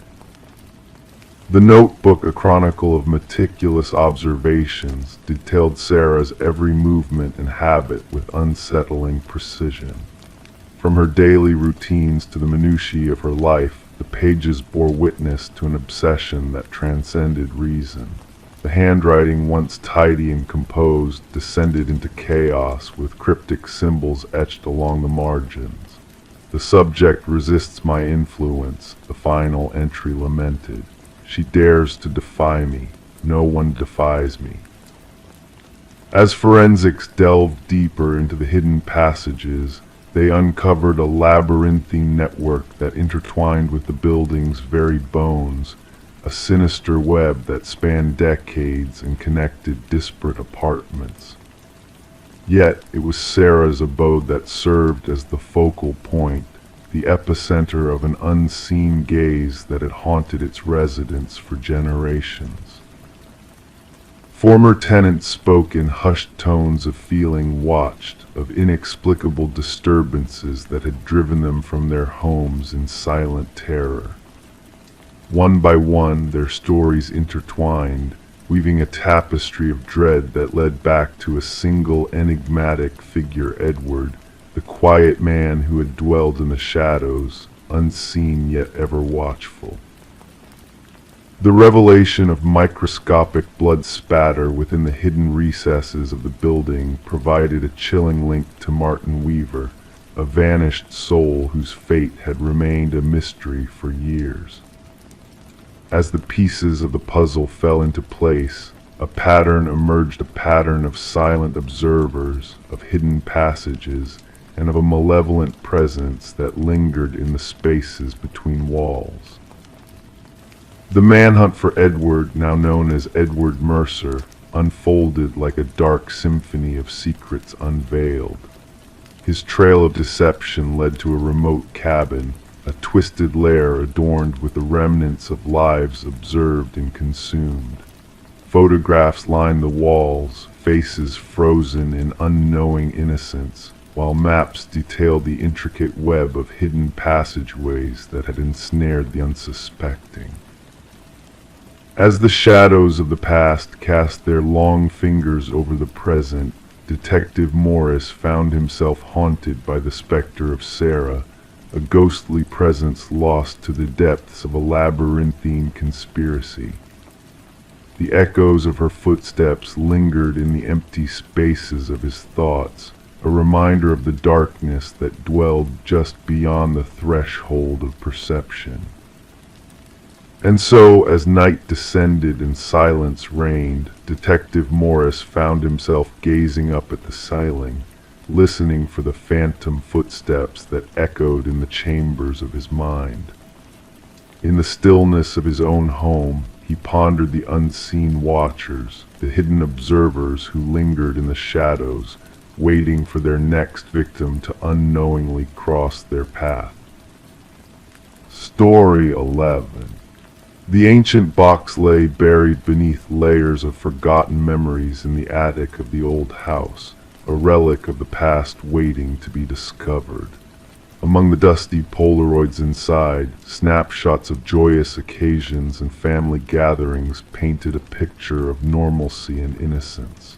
Yet as she reached the final photo, a sense of unease crept over Rebecca. In that captured moment, within her own living room, sat a family she didn't recognize. And there, lurking in the shadows behind them, a man stood watching a silent observer from the past. A chill ran down Rebecca's spine as she studied the eerie photograph, her fingers trembling ever so slightly. The family in the image, with their frozen smiles and carefree demeanor, seemed oblivious to the danger that loomed just out of sight. Carrying the unsettling photo downstairs, every creak of the wooden steps amplified the eerie silence that had enveloped the house since she had moved in.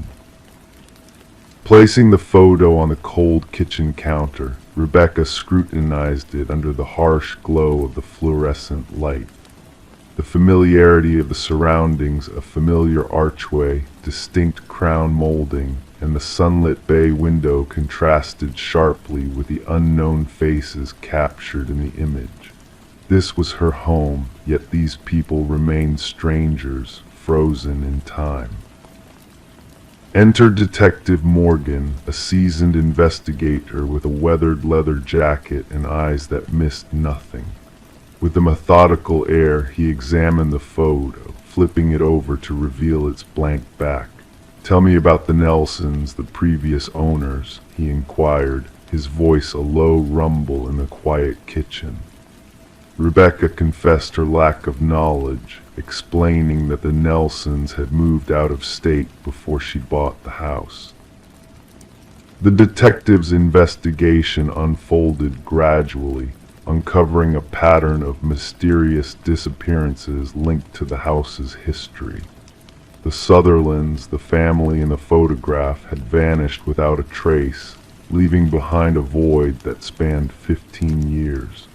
Each family that had lived in the house before them had met a similar fate, sudden disappearances after exactly 1 year of residency.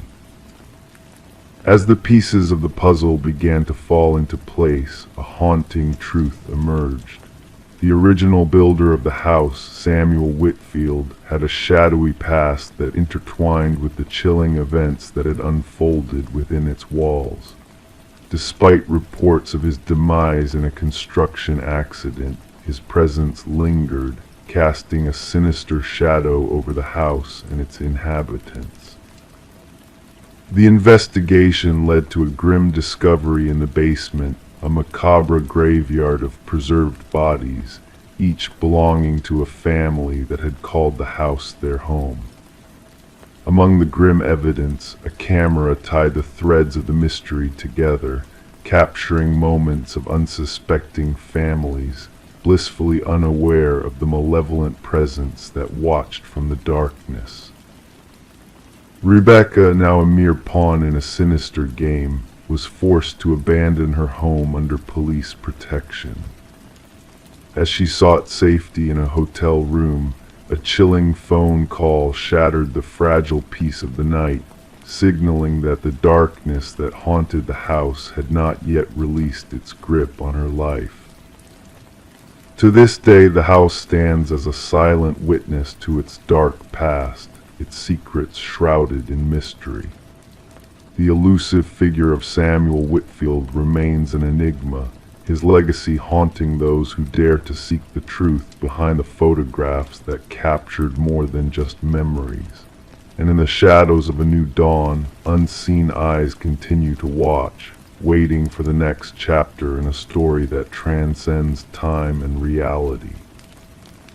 Story 12.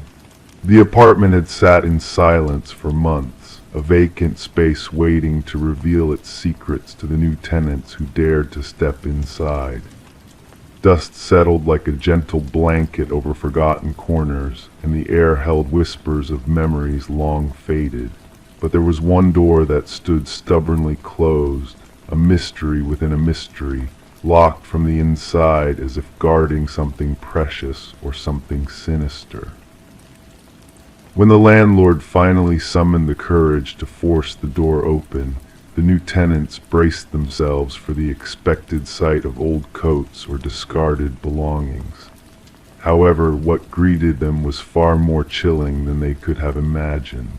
The walls of the closet were marred with deep, uneven scratches, as if clawed by desperate hands seeking escape from an unseen terror.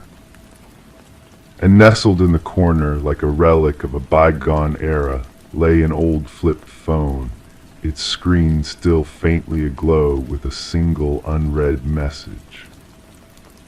Detective Morgan Shaw, a seasoned investigator with a keen eye for the shadows that lurked in the corners of human nature, felt a shiver dance down her spine as she surveyed the haunting scene before her. It was not the presence of blood or violence that unsettled her, but the silent testimony of those agonizing scratch marks a silent scream etched into the very fibers of the wood. "We need forensics here immediately," she said to her partner, Officer Reed, who was already capturing the haunting evidence with his camera. "And gather the records of the previous tenants. There is a story hidden within these walls, waiting to be told." The message on the forgotten phone simply whispered, "I know what you did." The landlord, a man whose nervous demeanor betrayed his unease, spoke of the previous tenant in hushed tones. A young woman, he said, quiet and unassuming, who had vanished without a trace, leaving behind unpaid rent and a mystery that lingered like a ghost in the empty rooms. Forensic analysis uncovered a chilling truth within those scratch marks, traces of blood, most belonging to a single individual identified as Emma Caldwell, a young woman reported missing months ago. But there were others, two sets of DNA intertwined in a macabre dance of secrets, one a mystery, the other belonging to a man long declared dead. As the pieces of the puzzle began to fall into place, a tale of interrupted lives and hidden truths emerged from the shadows of Emma's apartment. Her belongings spoke of a life abruptly halted, unanswered mail, a forgotten coffee mug, a neatly made bed that had not been slept in for far too long. The trail led to a new boyfriend mentioned in passing, a shadowy figure with a presence that loomed large in Emma's final days. Surveillance footage captured a man in a baseball cap, his features carefully shielded from view, entering her building on the fateful night she disappeared. And then a breakthrough partial fingerprints on the closet door, belonging to a man long believed to be dead. Derek Mercer, a name that sent a chill down Shaw's spine, a man with a past shrouded in violence and deception. As the investigation unfolded, a web of darkness unfurled, connecting Emma's fate to another missing woman, Lynette Porter, whose voice echoed from the depths of captivity, recounting a tale of fear and manipulation orchestrated by a man consumed by his twisted desires. Behind heavy doors in a remote property, Shaw and her team discovered Lynette alive but broken, a prisoner of Mercer's sickening fantasies. Journals filled with his warped obsessions, photographs of women who bore a striking resemblance to Emma and Lynette, and haunting video recordings that captured the moment of Emma's descent into darkness.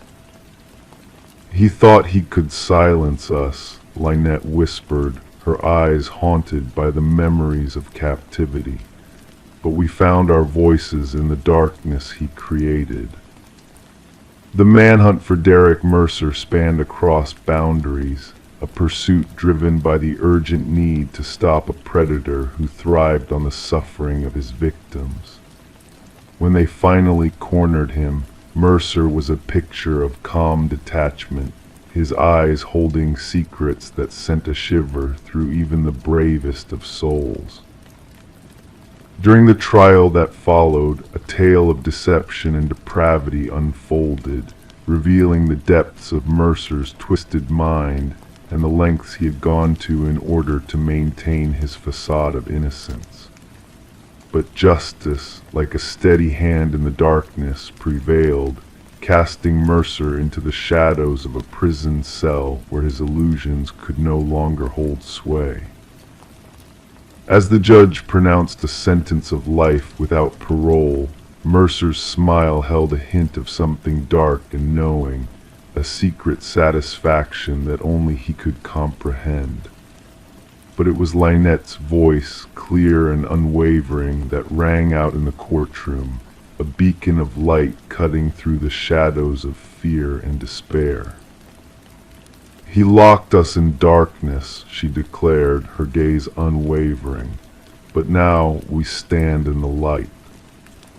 And so, as the case drew to a close, Detective Shaw held onto the memory of Emma's closet, a silent witness to the horrors that lingered in the spaces between the known and the unknown. It served as a reminder that sometimes the most chilling tales are not written in blood, but in the silent echoes of those who fought to survive in the face of unspeakable darkness. Story 13. Renovations always uncover the unexpected: old newspapers, broken trinkets, forgotten photographs. But when Sarah and Michael tore up the floorboards of their newly acquired Victorian-era home, they stumbled upon a hidden letter, carefully tucked beneath the wood. The paper, fragile with age, bore a faded message: "Don't trust the one who knocked." Before they could process this cryptic warning, 3 sharp knocks reverberated through the silent house, sending shivers down their spines. The couple had been drawn to the charm and history of the estate auction property, unaware of the chilling secrets it held. Detective Alina Reed, with her seasoned partner, delved into the mystery, the exposed floorboards revealing a dark void below. With practiced hands, Reed retrieved the note, already tainted by the unsuspecting touch of Sarah and Michael. Their fear was palpable, genuine. Background checks on the couple yielded nothing amidst just newlyweds with stable lives. However, the house bore a complex past.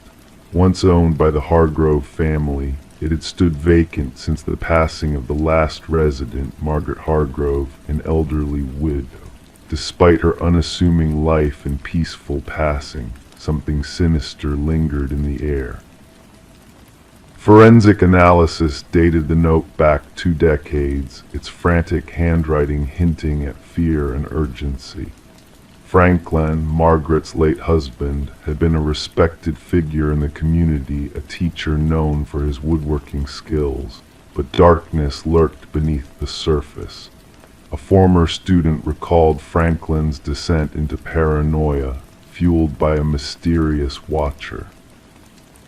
The truth unraveled when Reed interviewed Margaret's frail sister, revealing a haunting tale of debt and terror. Franklin's unpaid gambling debts had attracted the attention of a menacing figure known as the Collector, whose 3 ominous knocks had plagued Margaret's final days. Desperate to settle the debts, Franklin's actions spiraled into tragedy, culminating in a hidden grave beneath the house. Forensic excavation exposed the remains of the long-missing loan shark, Victor Mercer, confirming a sordid tale of greed and violence. Margaret's diaries, unearthed from the attic, painted a portrait of a tormented soul haunted by the echoes of those fateful knocks. Justice, belated yet resolute, was finally served. Sarah and Michael, unable to bear the weight of the house's dark legacy, sold the property, leaving it abandoned and silent. Local whispers speak of ghostly echoes in the night, three distinct knocks that pierce the stillness. Whether it's the groans of aging timber or something more sinister, no one can say for certain. As Detective Reed concluded her investigation, she reflected on the enigmatic nature of unsolved mysteries. Some secrets, she mused, are destined to remain shrouded, their truths buried within the echoes of the past. The note, a haunting relic of bygone terror, serves as a chilling reminder. Don't trust the one who knocked. Margaret's final warning lingers, a testament to the enduring enigma of human nature and the shadows it casts. Story 14, The Forgotten Doll. In the dim light of the attic, beneath a worn blanket, they discovered it. A porcelain doll, its delicate features frozen in time, with wide, unblinking blue eyes. Sarah and Michael, a young couple who had recently purchased the old Victorian house, chuckled at the sight of the forgotten antique. Little did they know, that night would mark the beginning of a mysterious journey. As they settled into bed, a strange heaviness hung in the air, and the silence seemed to stretch endlessly. Morning came, and the doll was no longer in the attic. It now sat ominously at the foot of their bed, a silent observer of their every move. The house they had been so enchanted by at auction held a hidden past, shrouded in whispers of tragedy and unexplained occurrences. Detective Rachel Winters was called to the scene on a crisp autumn morning, where she found a chilling tableau. The female victim lay in the master bedroom, her body contorted in an unnatural pose, eyes wide with fear. Nearby, the male victim seemed to have been fleeing in a desperate attempt to escape an unseen threat. The meticulous crime scene offered no easy answers. Detective Winters noted the deliberate positioning of the victims, comparing the scene to a doll meticulously arranged in a display case. As the investigation unfolded, eerie details emerged, painting a picture of a haunting presence within the house. Neighbors shared unsettling accounts of shadows moving in empty rooms and ghostly laughter echoing in the dead of night. Forensic analysis uncovered traces of antique doll materials throughout the house, as if an unseen force had woven a sinister thread connecting the past to the present. Delving into the property's history revealed a chilling pattern of previous owners meeting mysterious ends, each linked to the attic space where the doll had been found. The discovery of old photographs hinted at a dark secret the doll maker who once resided in the house, his final creation bearing an uncanny resemblance to the haunting doll that now held sway over Sarah and Michael's lives. As Detective Winters pursued leads that defied logic, a distant relative of the doll maker shared tales of arcane practices and whispered rituals that bound spirits to inanimate objects. The line between reality and nightmare blurred as the investigation spiraled into the realm of the supernatural. Despite her dogged efforts, the case remained unsolved, its conclusion eluding even the most seasoned investigators. The doll, a silent witness to the unfolding tragedy, vanished without a trace, leaving behind a trail of unanswered questions and lingering unease. The house passed into new hands, its dark history a cautionary tale whispered among those who dared to tread its halls. Detective Winters, haunted by the unsolved mystery, retired from a career marked by the inexplicable and the unknowable. And so the tale of the forgotten doll faded into the mists of time, a spectral presence that lingered in the shadows of memory, waiting to be awakened on quiet nights by the soft laughter of a child, echoing through the empty rooms of the old Victorian house. Story 15. In the heart of the city there stood a quaint little coffee shop that had become a sanctuary for a mysterious man known only as John Doe. Every day he followed the same routine, same table, same order, same enigmatic presence.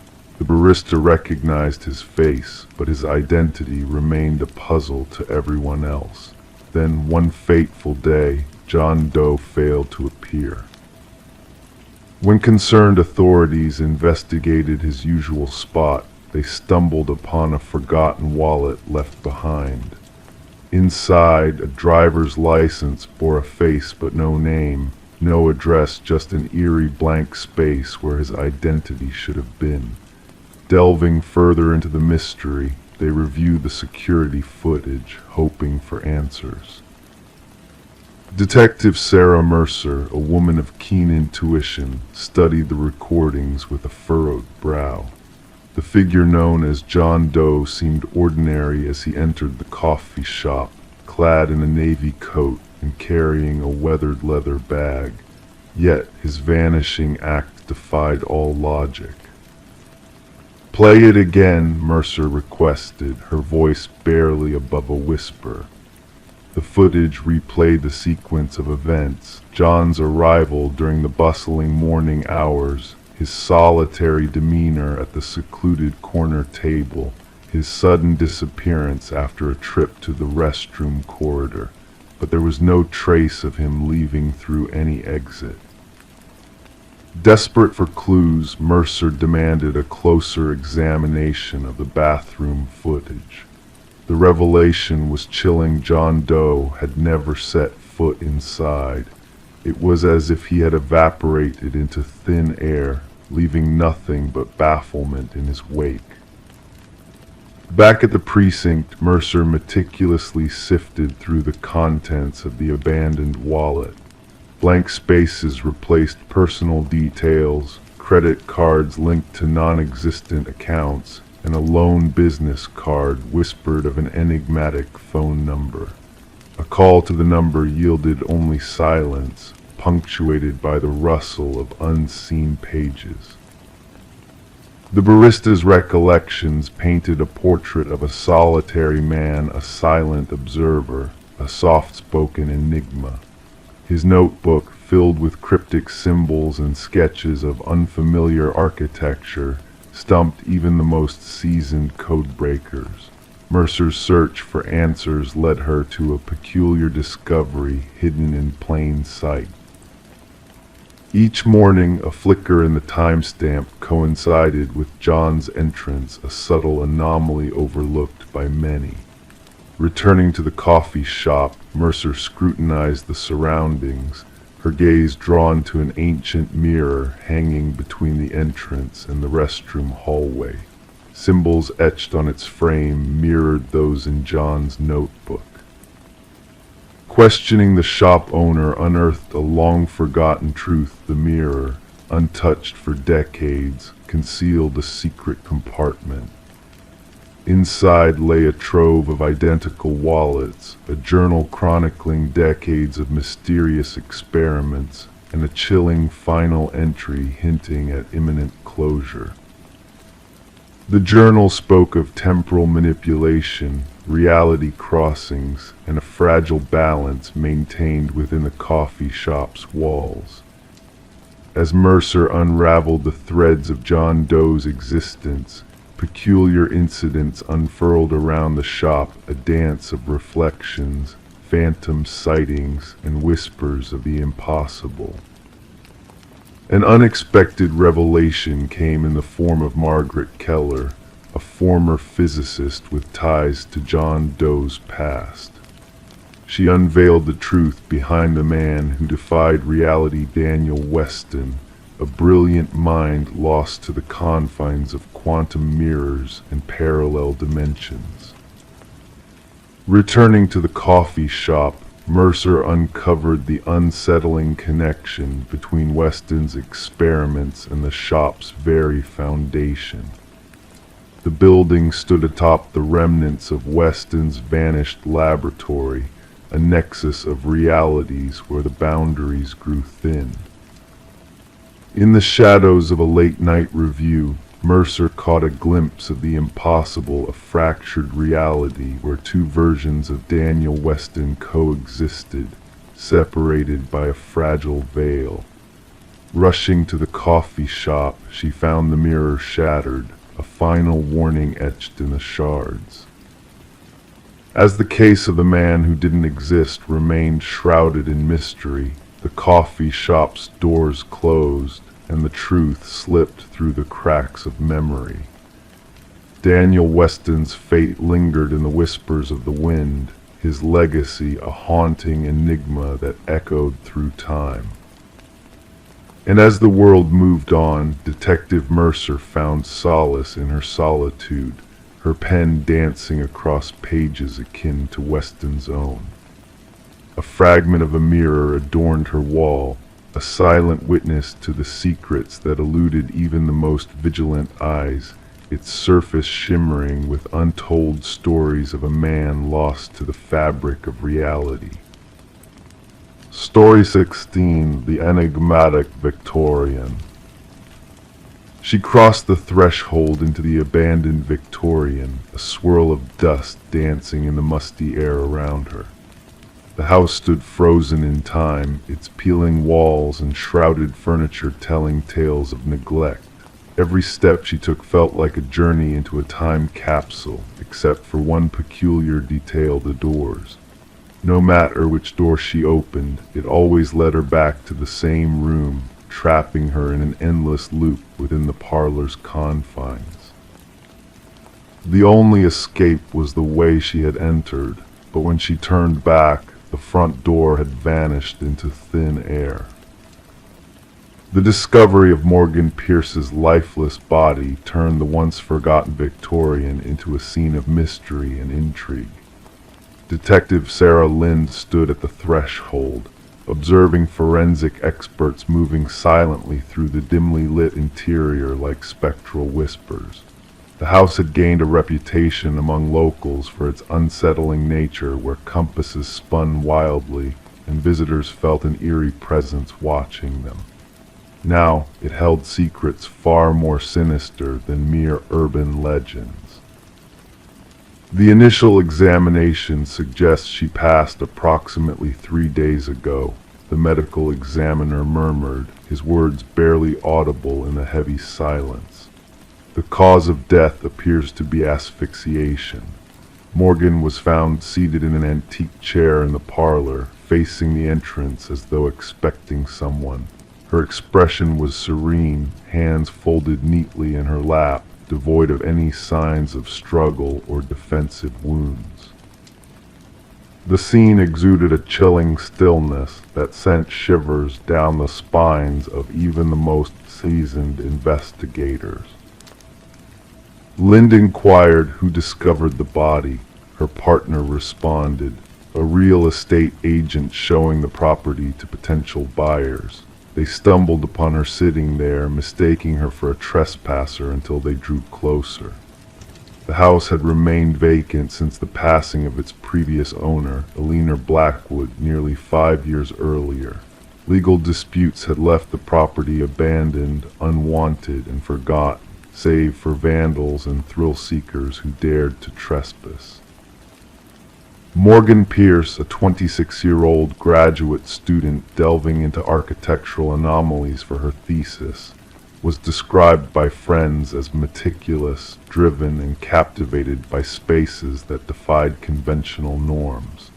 The allure of the abandoned Victorian, renowned for disorienting its visitors, must have been irresistible to her. Her roommate reported her missing 2 days ago, Lind noted. Morgan mentioned visiting the house where people get lost for her research. As the investigation unfolded, it emerged that Morgan had frequented the house in the weeks leading up to her demise. Her journal entries chronicled peculiar acoustic phenomena, inexplicable cold spots, and doors that seemed to lead to different places with each opening. In her final entry, she expressed her intent to document what she termed spatial inconsistencies, yet the specialized equipment she had mentioned was nowhere to be found. During the autopsy, an unexpected revelation surfaced. Trace amounts of a rare alkaloid were detected in Morgan's system, derived from a plant used in shamanic rituals. While the substance could induce disorientation and hallucinations, the quantity found was not lethal. She wasn't into recreational drugs, her boyfriend insisted.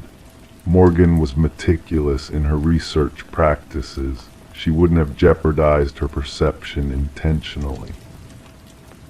Deleted messages on Morgan's phone, recovered through digital forensics, unveiled conversations with an individual who shared her fascination with the house, someone claiming to grasp its enigmatic essence.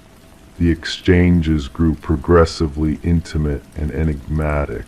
The house retains its memories, one message alluded. It longs for someone to comprehend. The investigation led Lind and her team to Adam Reeves, an architectural historian who had corresponded with Morgan. His expertise in rare spatial phenomena had captivated her, and their professional connection had evolved into a more personal bond. When questioned, Reeves appeared genuinely devastated by Morgan's passing. "The house carries a reputation," he explained. Its original architect employed optical illusions and deceptive perspectives to bewilder and disorient. Morgan believed there was a deeper layer to it, something transcending mere design tricks. However, Reeves had a solid alibi for the estimated time of Morgan's demise. Surveillance footage depicted him delivering a lecture at a university symposium several hours away. A breakthrough emerged from an unexpected source: Alina Blackwood's grandson, now residing abroad. Upon being contacted by the investigators, he divulged a long-held family secret. "My grandmother wasn't the sole Blackwood to perish in that house," he disclosed. Others met their end there, always discovered in the parlor, appearing serene. The family termed it the claiming. He provided the investigators with journals spanning generations, chronicling deaths initially attributed to heart failure or strokes. The recurring pattern was unmistakable: individuals spending extended periods in the house eventually succumbed to what the family euphemistically labeled the influence.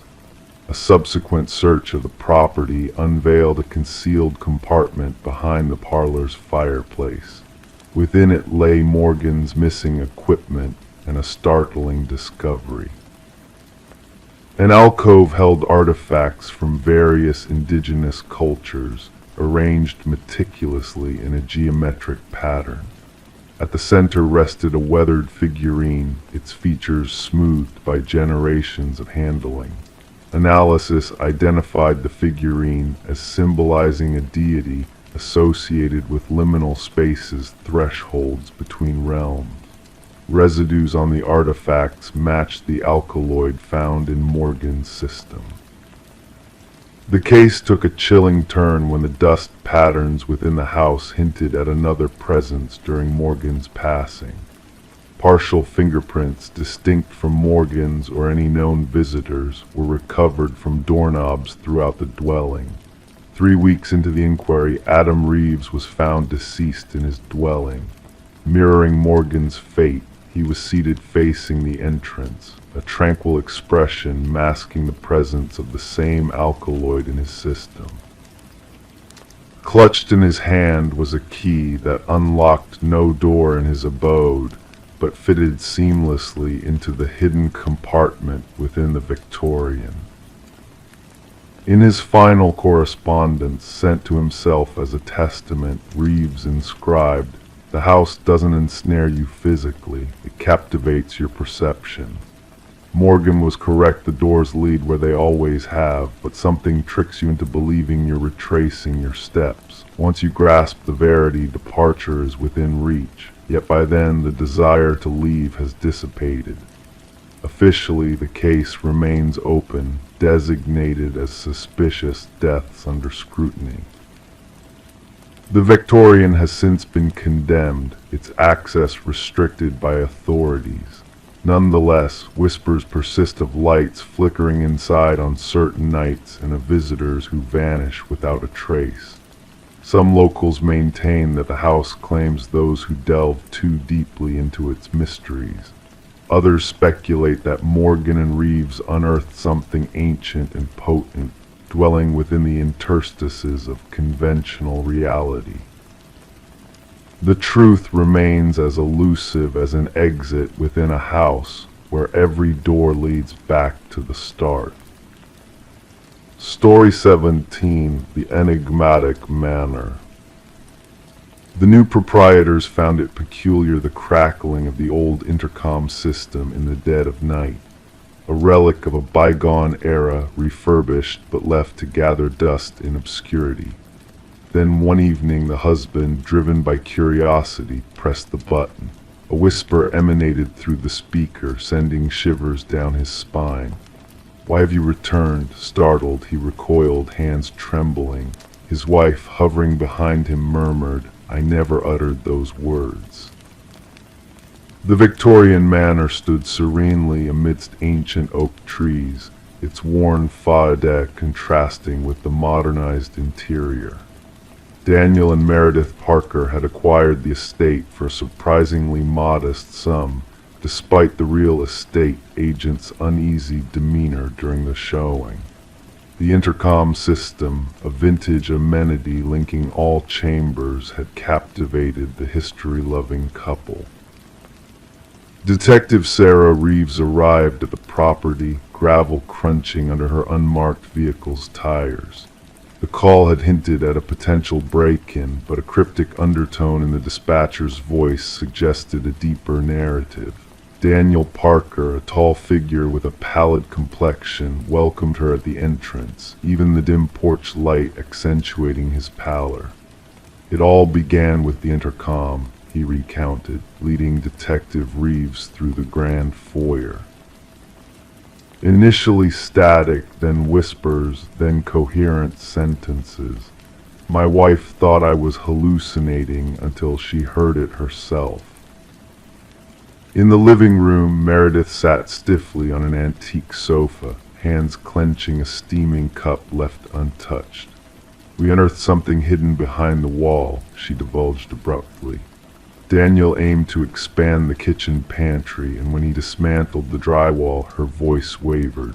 Concealed behind the wall, enveloped in decaying plastic, lay a small leather-bound journal. Detective Reeves donned gloves before delicately unfurling its brittle pages. The script, eloquent yet frenzied, belonged to a woman named Elena, the apparent former resident. Her entries chronicled a creeping suspicion that her husband, Vincent, harbored malevolent intentions towards her. "Last entry dates back 30 years, Daniel elaborated. After that, silence. The previous owners mentioned purchasing it from an elderly gentleman who relocated to a retirement community. Further investigation unveiled that Vincent and Elena Blackwood had indeed owned the house. Records indicated Vincent sold the property shortly after Elena allegedly departed. No divorce proceedings, no change of address, no financial activities under Elena's name post the final journal entry. Detective Reeves marshaled a team to meticulously scour the property. Ground-penetrating radar disclosed anomalies beneath the garden shed's concrete foundation. As investigators breached the decades-old concrete, the truth materialized in the form of human remains. Forensic analysis identified the skeleton as a woman in her 40s, displaying signs of cranial trauma. A gold wedding band discovered among the remains bore an inscription, "To Alina, my eternal love." The case against Vincent Blackwood swiftly coalesced. Despite his advanced age and residence in a care facility, his comprehension remained sharp when confronted with the damning evidence. His response, delivered with an unsettling calm, sent chills down the detective's spine. "She wouldn't cease her prattling," Vincent intoned. "Endless chatter through that infernal intercom, incessantly checking on me, interrogating me. I disconnected it, yet she reconnected it herself, claiming she needed to reach me always, regardless of my location in the house." He gazed up, eyes vacant. I craved solitude. Throughout his confession, Vincent unveiled the elaborate fabrication of Alina abandoning him, even dispatching fabricated postcards to neighbors from various locales, inscribed in forged penmanship. He had resided in the house for years thereafter, treading daily over the concrete concealing his wife's remains. The trial concluded swiftly, with Vincent pleading guilty to the heinous crime. The presiding judge underscored the premeditated nature of the offense and the decades of deceit that ensued. Daniel and Meredith eventually sold the house, unable to endure its grim past. Before departing, they held a commemorative ceremony for Alina in the now-restored garden. The intercom system was dismantled during renovations by the subsequent owners. Workers reported static and murmurs during the removal, attributing them to interference from their tools. Detective Reeves revisited the Blackwood case file once more before its archival. As she sealed the manila folder, she pondered how the house seemed to transcend time to unveil its enigma. Justice finally caught up with Vincent Blackwood, thanks to Alina's method of making her voice heard. The local law enforcement dubbed the case the house that echoed back. Occasionally, Detective Reeves would pass by the property on her way home. She never halted, yet she would decelerate, window slightly ajar, listening for whispers borne on the breeze. Story 18, The Realtor's Secret. The listing from the realtor made no mention of a basement. The blueprints, meticulously examined, revealed no trace of it. Yet hidden beneath the old carpet in the living room of the Mercer family's new suburban home, a door waited in silence. Its handle, heavy and rusted, resisted as 3 sets of hands worked together to pry it open.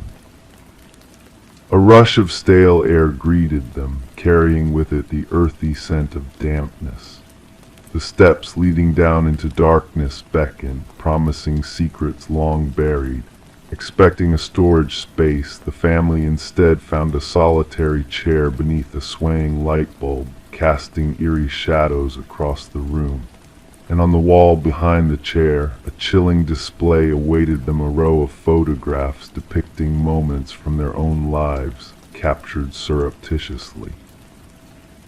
The arrival of Detective Sarah Connors at the property signaled the beginning of a haunting investigation. The crime scene unit had already cordoned off the area, yellow tape billowing in the wind like a warning.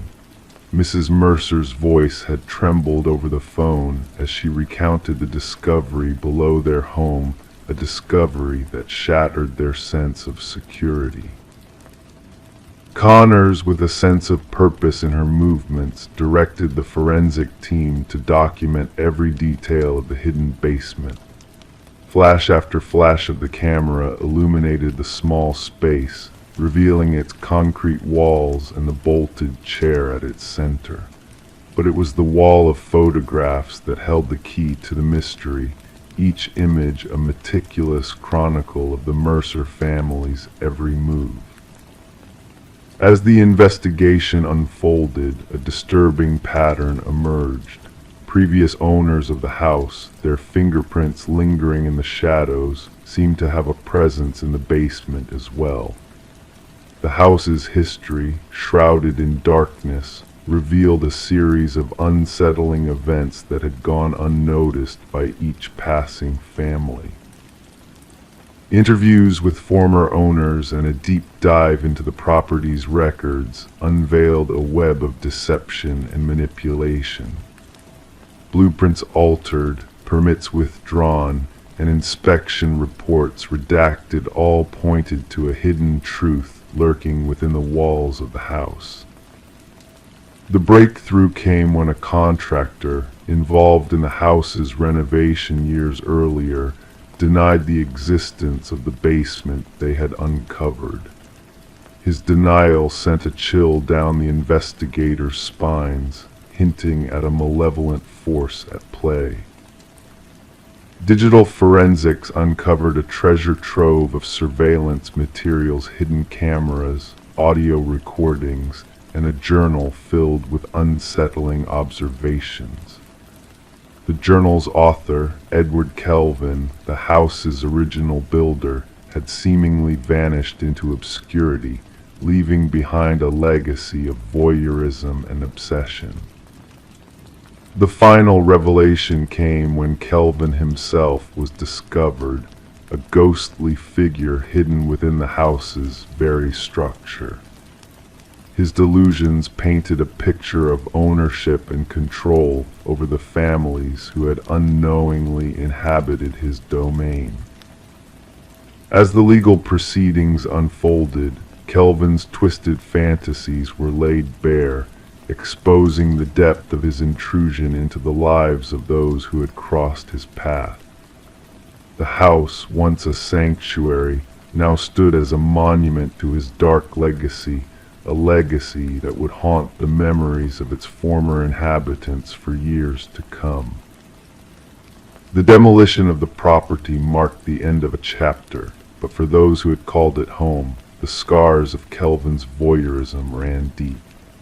The shadows of the past lingered in the corners of their minds, a constant reminder of the unseen eyes that had watched their every move. And as they moved on, carrying only the essentials in their suitcases, they couldn't help but wonder, were they truly alone now, or was Kelvin's presence still lingering in the shadows, waiting to reveal itself once more in the dead of night?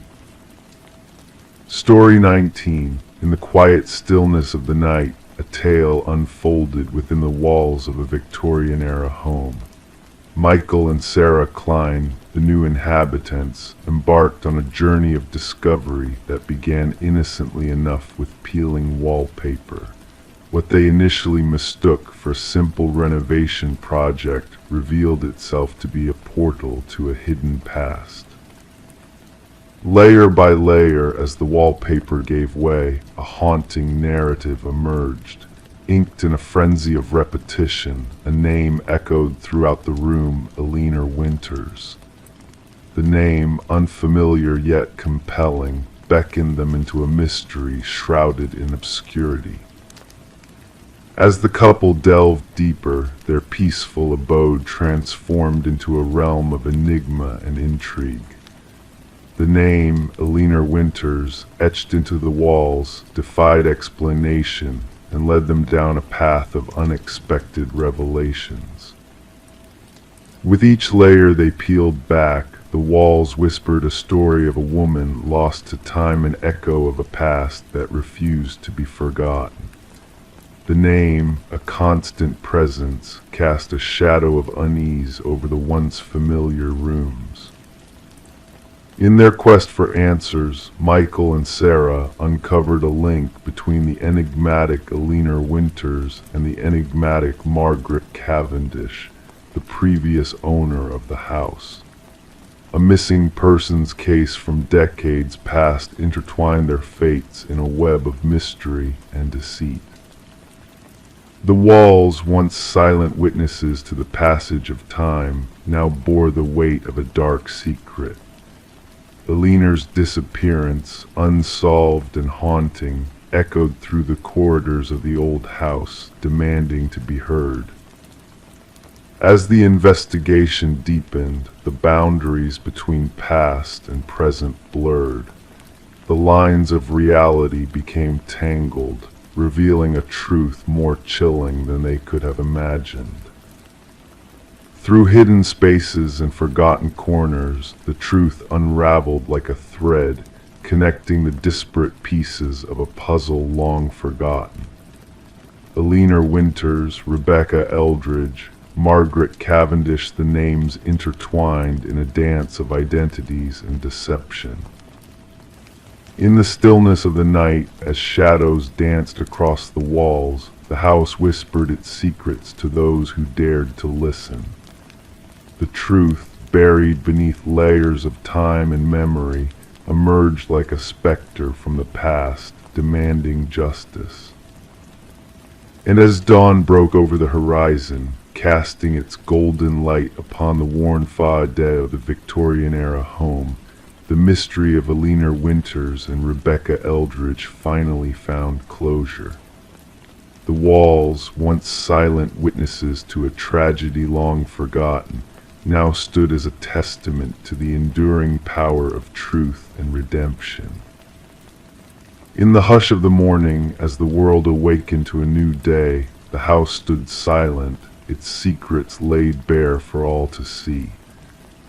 And in that moment of quiet reflection, Michael and Sarah knew that they had been part of something greater than themselves, a tale of mystery, intrigue, and ultimately of redemption. Story 20. The tale unfolds in the quiet stillness of a closing costume shop, where shadows dance upon shelves laden with forgotten treasures. Among the relics of a bygone era, a woman's gaze falls upon a mask, nestled in a corner, its features both delicate and disquietingly lifelike. Dust motes swirl as she lifts it, feeling a strange pull in its unsettling beauty. Placing it on the worn counter, the cashier hesitates, a flicker of unease crossing his features as he mutters, "That's not ours." Bewildered, the woman inspects the mask, searching in vain for a tag that might offer a clue to its origin. With a nonchalant shrug, she decides to take it home, unaware of the enigmatic journey that awaits her in the depths of the night. As the moon casts its silvery glow through parted curtains, a soft rustle stirs the silence, drawing her from slumber. A whisper of fabric shifting, a presence unseen. Her heart quickens as she searches the room, only to find the mask perched upon her nightstand, its gaze fixed upon her like a silent sentinel. In the light of dawn, a neighbor's footsteps echo through the quietude, drawn by a sense of unease that lingers in the air. The door stands ajar, inviting the morning light to spill into the shadows of the somber abode. Within, a scene unfolds that would haunt the corridors of investigation for years to come. Catherine Reed, once a soul adrift in the realm of art appraisal, now lies motionless upon the cold embrace of her bedroom floor. The mask, a phantom in its own right, has vanished into the ether, leaving behind only questions shrouded in mystery. Detective Morgan arrives, her presence a beacon of logic in a sea of uncertainty. With measured steps, she navigates the scene, a symphony of shutter clicks accompanying her silent contemplation. Details whisper their secrets to her keen gaze: a jar drawer, lipstick-stained glass, a life extinguished in the stillness of the night. The medical examiner's somber assessment offers no solace, for the cause of Catherine's demise remains veiled in shadows. No visible wounds, no signs of struggle, only the echo of terror etched upon her frozen visage, a silent scream in the void of the unknown. As the investigation unfurls its tendrils, a tapestry of intrigue woven from threads of the past begins to take shape.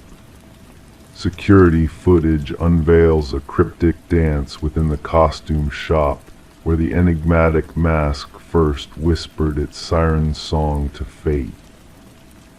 The owner's words, laden with unspoken truths, hint at a darker tapestry woven by hands long turned to dust. Items acquired from the estate of a collector, a life eclipsed by sinister circumstances, each piece a fragment of a puzzle lost to time. Forensics, diligent in their pursuit of truth, uncover a cryptic trail, microscopic fibers entwined with Catherine's fading grasp, a testament to a struggle unseen. Human hair and an elusive organic substance intertwine, a riddle begging to be solved. Across the annals of history, shadows dance to a macabre tune, each victim a note in a symphony of fear orchestrated by an unseen maestro. Masks, vessels of ancient power, wielders of terror beyond mortal ken, claim their due in the dead of night. A retired detective, haunted by the specters of the past, offers a key to unlock the mysteries that bind the present to an age-old curse. Ancient symbols, a scholar's warning, a ritual of soul transference woven into the fabric of time. In the depths of Catherine's dwelling, a journal whispers secrets long kept hidden, a chronicle of fear and a descent into madness. The mask's malevolent sentience, its hunger for souls, laid bare in frantic strokes upon weathered pages. The detective, a guardian of truth in a world adrift in shadows, pieces together the fragments of a puzzle too sinister to ignore. Cardiac arrest, a heart stilled by terror, unimaginable, the final verse in a tragic symphony conducted by unseen hands. Surveillance footage unveils a chilling truth, a figure cloaked in darkness, wearing Catherine's visage like a macabre masquerade. A mimicry of life, a puppet of the mask's insidious design, moving with a semblance of humanity, yet devoid of soul. The hunt for the missing mask spans oceans and time, a specter lurking in the periphery of existence, waiting to claim its next unwitting host. Reports of its reappearance send shivers through the investigative ranks, a reminder of a darkness that knows no bounds. The detective, keeper of Catherine's truth, guards her journal as a relic of the past, a testament to a reality too twisted for the light of day. In the quiet of night, she feels the mask's unseen gaze upon her, a chill that lingers in the shadows of her thoughts. Locks secured, windows barred, she drifts into uneasy slumber, knowing that somewhere out there, the mask waits in patient silence. A harbinger of fear, a vessel of ancient malice, biding its time until it finds a new bearer, a new victim in the endless dance of death and despair. And so, the mask remains a phantom in the tapestry of existence, a specter of horror that defies explanation, a reminder that some mysteries are best left undisturbed, lest they awaken a darkness that hungers for the light of the living. Story 21. The worn-down hotel sat silent, its faded exterior hinting at stories untold. Guests came and went, drawn by the allure of a cheap night's stay. The clerk, a man of few words, handed her the key with a gaze that lingered longer than necessary. Just avoid the last door on the left, his voice barely above a whisper. Intrigue danced in her mind as she accepted the key. That night, with the hallway shrouded in shadows, she found herself standing before the forbidden door. The brass handle felt like ice under her touch, sending a shiver down her spine.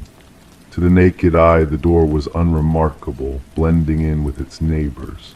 but when she pressed her ear against it, a soft, rhythmic breath brushed against her senses, sending a chill through her bones.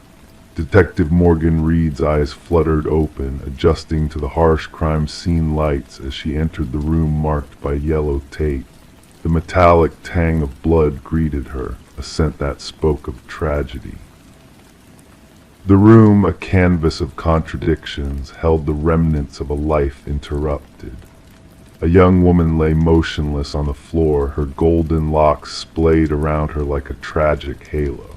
Her vacant gaze met Reed's, freezing her in a moment of eternal shock. Careful not to disturb the scene, Reed knelt beside the victim, absorbing the gravity of the situation. "The third one," remarked the technician, his tone devoid of emotion as he captured the scene with his camera. "Same as before." Nodded, her mind racing with unanswered questions. The victim's attire clashed with the motel's decrepit surroundings, a puzzle waiting to be solved. The hotel manager lingered nearby, his features etched with fear and disbelief. "She checked in alone, paid in cash," he stammered, his voice trailing off. "I never expected." Reed absorbed the manager's words, piecing together the fragments of a tragic tale. No signs of struggle, no defensive wounds. The victim had let her guard down, a fatal mistake. Back at the station, Reed delved into the case, each photo on the board a piece of a macabre puzzle.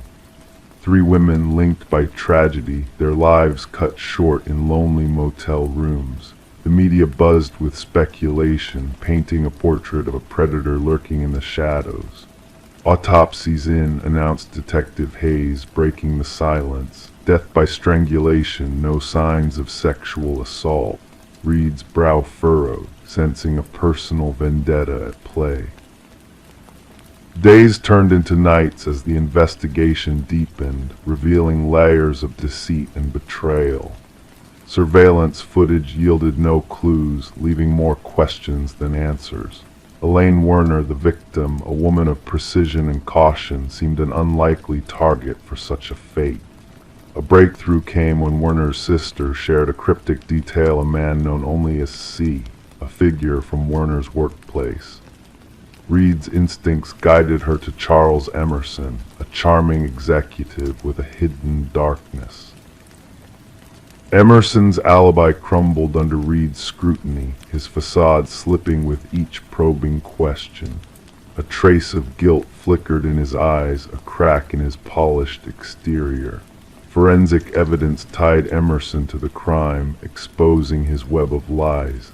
In a chilling confession, he revealed a twisted obsession with women who mirrored his wife in her youth. Motels became his hunting grounds, each room a stage for his dark fantasies. The trial unveiled the depths of Emerson's depravity, his stoic demeanor a facade for his inner turmoil. Justice was served, but for Reed, the echoes of the door on the left case lingered. Behind bars, Emerson's hollow gaze met hers, a void devoid of remorse or humanity. The media dissected the case, psychologists delved into his psyche, but for Reed the truth remained elusive. The hotel keys, silent witnesses to unspeakable horrors, lay dormant in the evidence locker, a reminder that some doors once opened reveal a darkness that can never be erased. And as Reed walked down dimly lit hallways, she couldn't help but wonder about the secrets that lurked behind closed doors, a mystery that haunted her dreams. Story 22. The aged apartment exuded a sense of history, its walls holding secrets whispered through time. The heating system emitted a low groan, the pipes rattling in a familiar symphony of age. It was all part of the building's character. Or so she believed until that fateful moment. A voice, barely audible yet undeniably present, drifted through the labyrinth of vents, reaching her ears like a ghostly caress. It wasn't the typical sounds of everyday life filtering through the metal passages. This voice was different. It whispered, calling out her name into the dimness of the apartment. Intrigued and unnerved, she leaned closer, pressing her ear against the rusty grate, her heart quickening its pace. A chill brushed against her cheek, a soft breath carrying words that seemed to dance on the edge of reality. "I know you can hear me," the voice murmured, almost teasingly.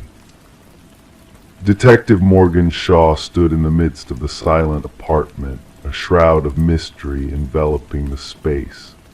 Her gaze fixated on the vent cover, now pried open and rusted with neglect. The forensic team moved around her with precision, documenting every detail with flashes of light from their cameras. The missing woman, Alina Reeves, had vanished without a trace until the scent of decay alerted the building's inhabitants to her absence. Officer Patel recited notes from his pad, recounting Alina's claims of hearing voices through the vents, dismissed by the building management as mere quirks of an old structure. Shaw knelt beside the vent, tracing the deep scratches surrounding it with a thoughtful expression. The marks seemed frantic, as if someone had desperately tried to escape from within.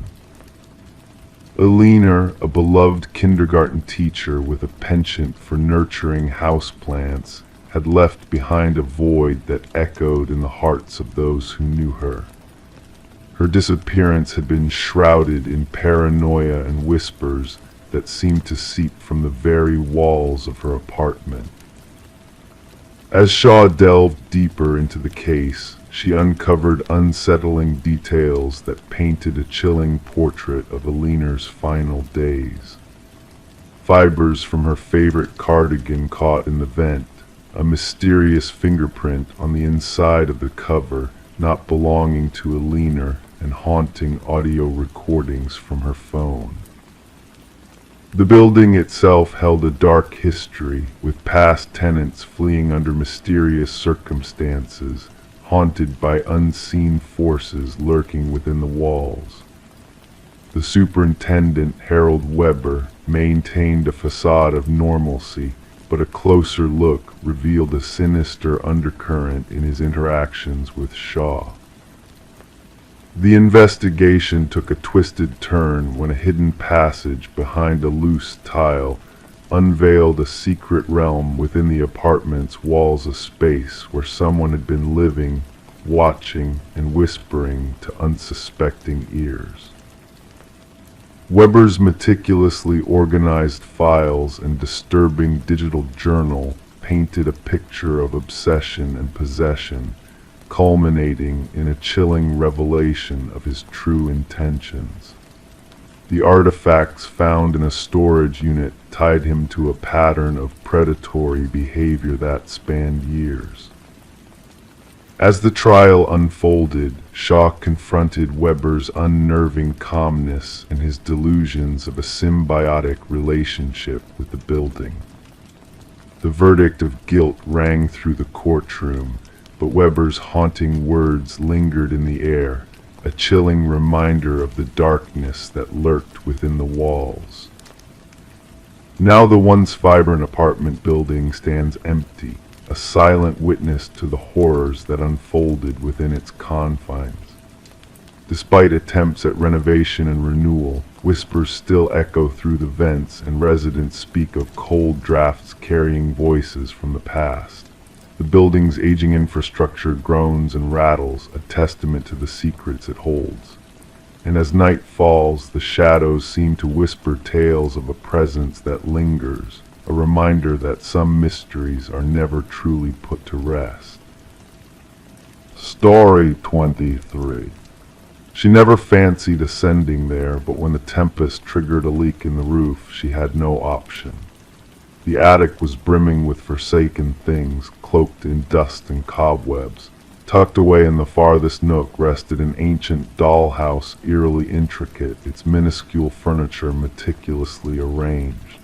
Yet as she gazed inside, her gut churned. The figures within weren't mere dolls. They were diminutive, hand-carved replicas of her kin, every figure placed precisely where they had been seated downstairs.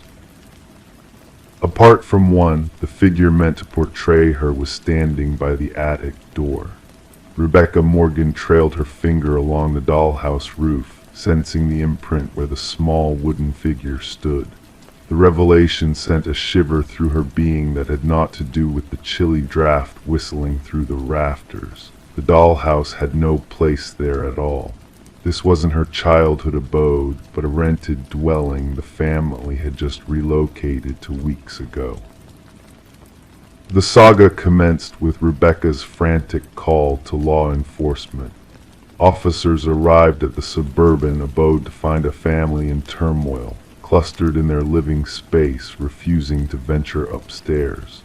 The lead investigator, Detective Sarah Harmon, initially brushed off their apprehensions as an elaborate prank or perchance the vivid imagination of a family adapting to an unfamiliar abode. The intricacy is what struck me, Detective Harmon would later reminisce during interviews. Every miniature figurine encapsulated something distinct about each family member: the father's receding hairline, the teenage son's hoodie, even the small birthmark on the mother's hand. The probe took a turn when forensic teams unearthed fingerprints on the dollhouse that matched none of the family members. More disconcerting still were microscopic cameras discovered embedded in the eyes of each miniature figure, all linked to a sophisticated recording system concealed beneath the dollhouse itself. Scrutiny of the Morgan family's movements over preceding days unveiled an unsettling pattern. The positions of the figures in the dollhouse not only mirrored where the family had been seated that evening, they replicated exact positions from varied days, hinting that someone had been surveilling them long enough to learn their routines. We realized we weren't grappling with a simple case of stalking, explicated Detective Harmon. The perpetrator exhibited a level of fixation scarcely documented in criminal psychology literature. The investigation unveiled a concealed basement entrance, concealed behind a false partition in the pantry. Inside, investigators stumbled upon a makeshift living area with signs that someone had been dwelling there even before the Morgans moved in. Food wrappers, water bottles, and a sleeping bag implied the intruder had been residing beneath the family's feet for weeks. What confounded investigators most was the dearth of forced entry. Property records disclosed that the house had remained vacated for nearly a year prior to the Morgans' arrival. The former owners, an elderly pair, had both passed away within months of each other. Their son had overseen the estate sale and subsequent rental of the property. Conversations with neighbors yielded scant information. Most hadn't observed anything out of the ordinary, though one elderly lady mentioned sporadically witnessing lights in the house during its vacancy period. I presumed it was the real estate folks showcasing the property, she divulged to investigators. Never dawned on me that someone might be residing there without permission. The breakthrough emerged through digital forensics. Scrutinizing the surveillance system linked to the miniature cameras, analysts unearthed that the data was being transmitted to an external server. The IP address steered investigators to a petite apartment across town. Inside, they stumbled upon walls adorned with snapshots of the Morgan family and former residents of the house. Diary entries delineated the daily routines of each family member with chilling accuracy.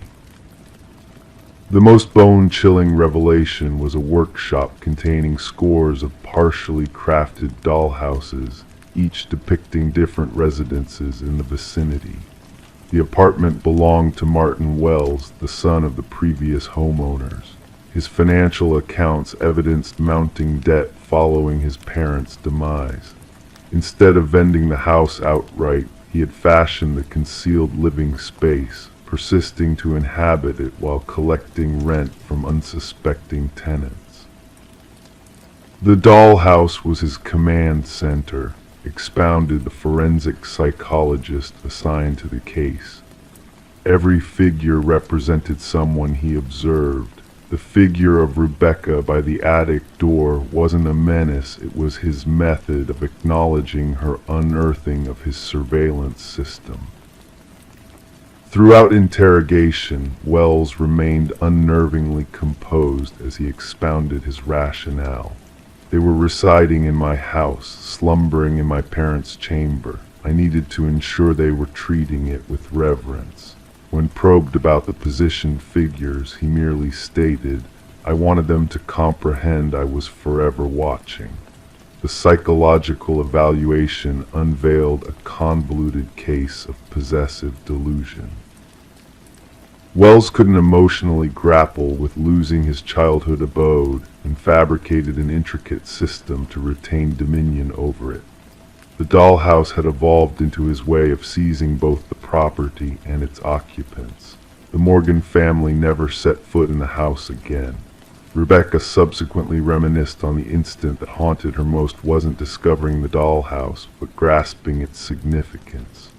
Someone had been observing us all along, scrutinizing our lives, transforming us into playthings.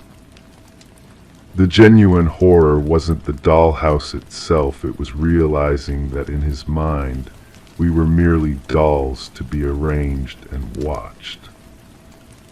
Wells faced multiple charges of stalking, invasion of privacy, illicit surveillance, and illegal entry. The case spurred a reassessment of real estate disclosure laws concerning deaths on properties and the obligation of agents to ensure homes are duly vacated before new occupants take residence. During sentencing, the judge underscored the exceptional violation the Morgan family had endured. You didn't just infringe upon their abode, you invaded their sense of security and independence. You observed their most intimate moments and reenacted them for your gratification. What renders the case particularly perturbing to criminologists is how long Wells might have persisted undetected had Rebecca not stumbled upon the dollhouse. Forensic scrutiny of his diaries hinted that he had been covertly residing within homes for nearly 2 years, transitioning from one property to another, crafting dollhouses of each family under his watch. The Morgan family eventually located a new abode far away, but Rebecca conceded in victim impact statements that she still inspects closets and crawl spaces routinely. She eliminated all dollhouses and miniatures from their new dwelling. Some days I still feel like I'm being watched, she disclosed. I ponder if somewhere, someone is still maneuvering a tiny version of me around in a dollhouse I haven't discovered yet. Story 24. In the quiet stillness of the night, a phone call pierced through the static, a mere whisper in the darkness. The operator, initially dismissing it as a pocket dial, paused as a frantic voice broke through the noise. A woman's urgent plea echoed, "He's here." He, and then silence enveloped the line once more. The number traced back to an old, deserted house, standing as a relic of a forgotten time. Dust settled on every surface, memories lingering in the shadows. Detective Morgan Reed, drawn to the mysterious call, found herself standing in the abandoned kitchen. There on the counter sat a phone, its screen softly illuminating the room. The call had been placed mere moments ago, yet the house appeared untouched by human hands for years. As Morgan pressed play on the recording for the 5th time, the haunting whisper echoed in the empty space, a voice filled with desperation, fear, and an air of impossibility. The Sullivan family once lived within these walls until a tragic fire forced them to flee, leaving the house to the mercy of time. The caretaker's visits were the only reminder of life in this ghostly place. Background check on the number. Morgan inquired of her partner, Detective Walsh. The answer revealed a startling truth. The number belonged to Catherine Sullivan, the deceased daughter of the family, a young woman whose life had been cut short in a car accident 3 years prior. The pieces of the puzzle refused to fit together. A phone, once belonging to a woman long gone, making calls from a house frozen in time. The forensic team's examination yielded little: a phone devoid of fingerprints, a house devoid of intruders, a mystery devoid of answers. The recording, those 11 eerie seconds, became the heart of their investigation. Voice analysis confirmed the voice as Catherine's with an unsettling 98% certainty. The timestamp marked the call at the exact moment of her death, a chilling coincidence that defied reason. Interviews with those who knew Catherine unraveled a tale of love turned sinister. Mark Jennings, her boyfriend at the time of her passing, stood at the center of the storm. Yet his alibi held strong, his whereabouts accounted for on the night of the ghostly call. The case lay dormant until a discovery within Catherine's old journal breathed new life into the investigation. Details of a relationship veering into darkness, of fear and impending danger, painted a grim picture of her final days. Confronted with the journal's revelations, Mark's facade crumbled, his lies unraveling in the face of damning evidence. A buried phone, unearthed secrets, and the truth clawing its way to the surface. The manhunt for Mark led back to the Sullivan house, where he sat in eerie stillness, a mirror image of the past. His twisted games exposed, his crimes laid bare before the eyes of justice. As the courtroom rendered its verdict, Catherine's mother clutched the journal close, a silent witness to her daughter's struggle. The phone, now a relic of a bygone mystery, whispered no more, its silent vigil at an end. In the quiet of the evidence locker, where shadows danced in the dim light, the phone sat as a testament to a voice silenced but not forgotten. Catherine's story, a tale of courage and resilience, echoed through the halls of justice, a reminder that even in death, the truth will find a way to speak. Story 25. In the quiet of the morning, a peculiar package arrived on Sarah Miller's doorstep. Unmarked, untraceable, it beckoned her with a mysterious allure. The cardboard box, touched by the gentle embrace of dawn's dew, held a secret within its dampened walls. It bore no return label, no tracking number, only an enigma waiting to unfold. Sarah hesitated, feeling the weight of the unknown in her hands. The package was not intended for her. The name inscribed upon it, Daniel Whittaker, a stranger in her world. Yet curiosity whispered its seductive plea, urging her to uncover the contents concealed within. With a cautious resolve, she breached the seal of tape, expecting mundane treasures to greet her eyes. But fate had a different plan. Nestled within the confines of the box lay a relic of the past, a VHS tape, a relic of bygone days, accompanied by a solitary sticky note bearing a cryptic command: "Watch alone." The black plastic cassette felt heavy in Sarah's grasp, its presence laden with a significance she could not decipher. Tracing her fingers along its worn edges, she felt the pulse of anticipation thrumming beneath her skin. The handwritten note, etched with urgency, spoke of a tale untold, a message meant for her and her alone.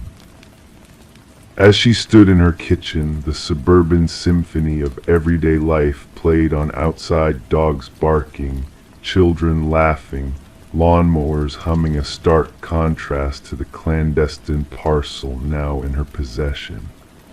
The world continued its rhythm, unaware of the secrets harbored within the walls of her home. Against her better judgment, Sarah succumbed to the pull of curiosity. She slid the tape into her old VCR, the static crackling to life on the screen before sharpening into focus.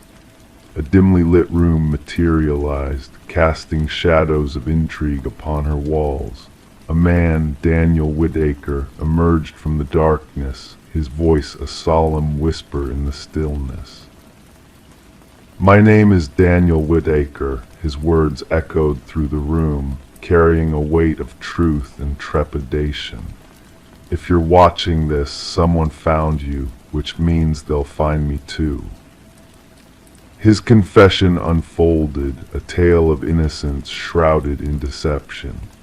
He spoke of a crime he did not commit, of evidence planted to incriminate him in a murder he had no part in.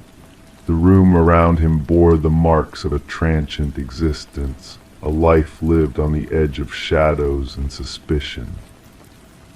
Detective Eliza Ramirez, haunted by the enigma of the tapes, delved into a world of lies and deceit. The case of Catherine Walsh's murder unraveled before her eyes, revealing a web of corruption that threatened to consume all in its path. As the truth emerged from the shadows, Sarah found herself entwined in a conspiracy beyond her wildest imaginings. A second package arrived, bearing the damning proof of innocence and guilt intertwined in a dance of corporate malfeasance. With each tape, each revelation, the pieces of the puzzle fell into place. Daniel Whitaker's quest for redemption mirrored Sarah's own journey of discovery, leading them down a path fraught with danger and deceit. In a final act of defiance, Sarah and Detective Ramirez uncovered the truth hidden in plain sight. In a storage unit, the evidence lay bare, a testament to the power of perseverance in the face of overwhelming odds. Justice, though delayed, arrived in a quiet triumph. The perpetrators unmasked, the truth laid bare, a semblance of peace restored to a world tainted by corruption and greed. As Daniel Whitaker reclaimed his name and his freedom, Sarah stood by his side, a silent witness to the unraveling of a mystery that had touched them both. In the hush of the night, they shared a moment of understanding, of gratitude for the unexpected twist of fate that had brought them together. The VHS tapes, once symbols of deceit and manipulation, now stood as relics of a journey completed, a reminder that truth, however elusive, would always find its way to those brave enough to seek it.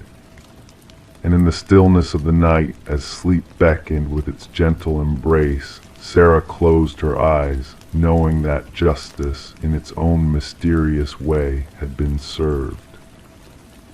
Story 26, the Polaroid lay nestled among forgotten memories, a snapshot frozen in time. Smiles illuminated by flickering candles, a scene of familial bliss captured for eternity.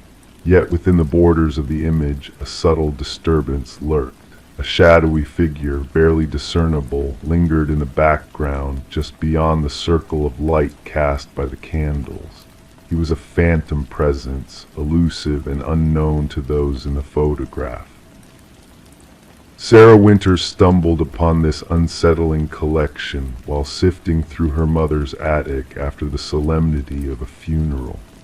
The box, nondescript but laden with the weight of the past, held a multitude of aged photographs chronicling bygone family gatherings. What should have been a comforting journey down memory lane transformed into a descent into darkness.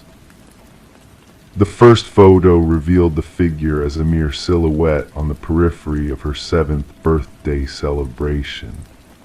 Subsequent images unveiled his progression, moving from the edge of the frame to a haunting proximity behind her loved ones. He appeared to be an interloper in the cherished moments frozen in time, a specter unnoticed by all but Sarah. Puzzled and apprehensive, she reached out to her father, seeking answers to the enigma captured in the photographs.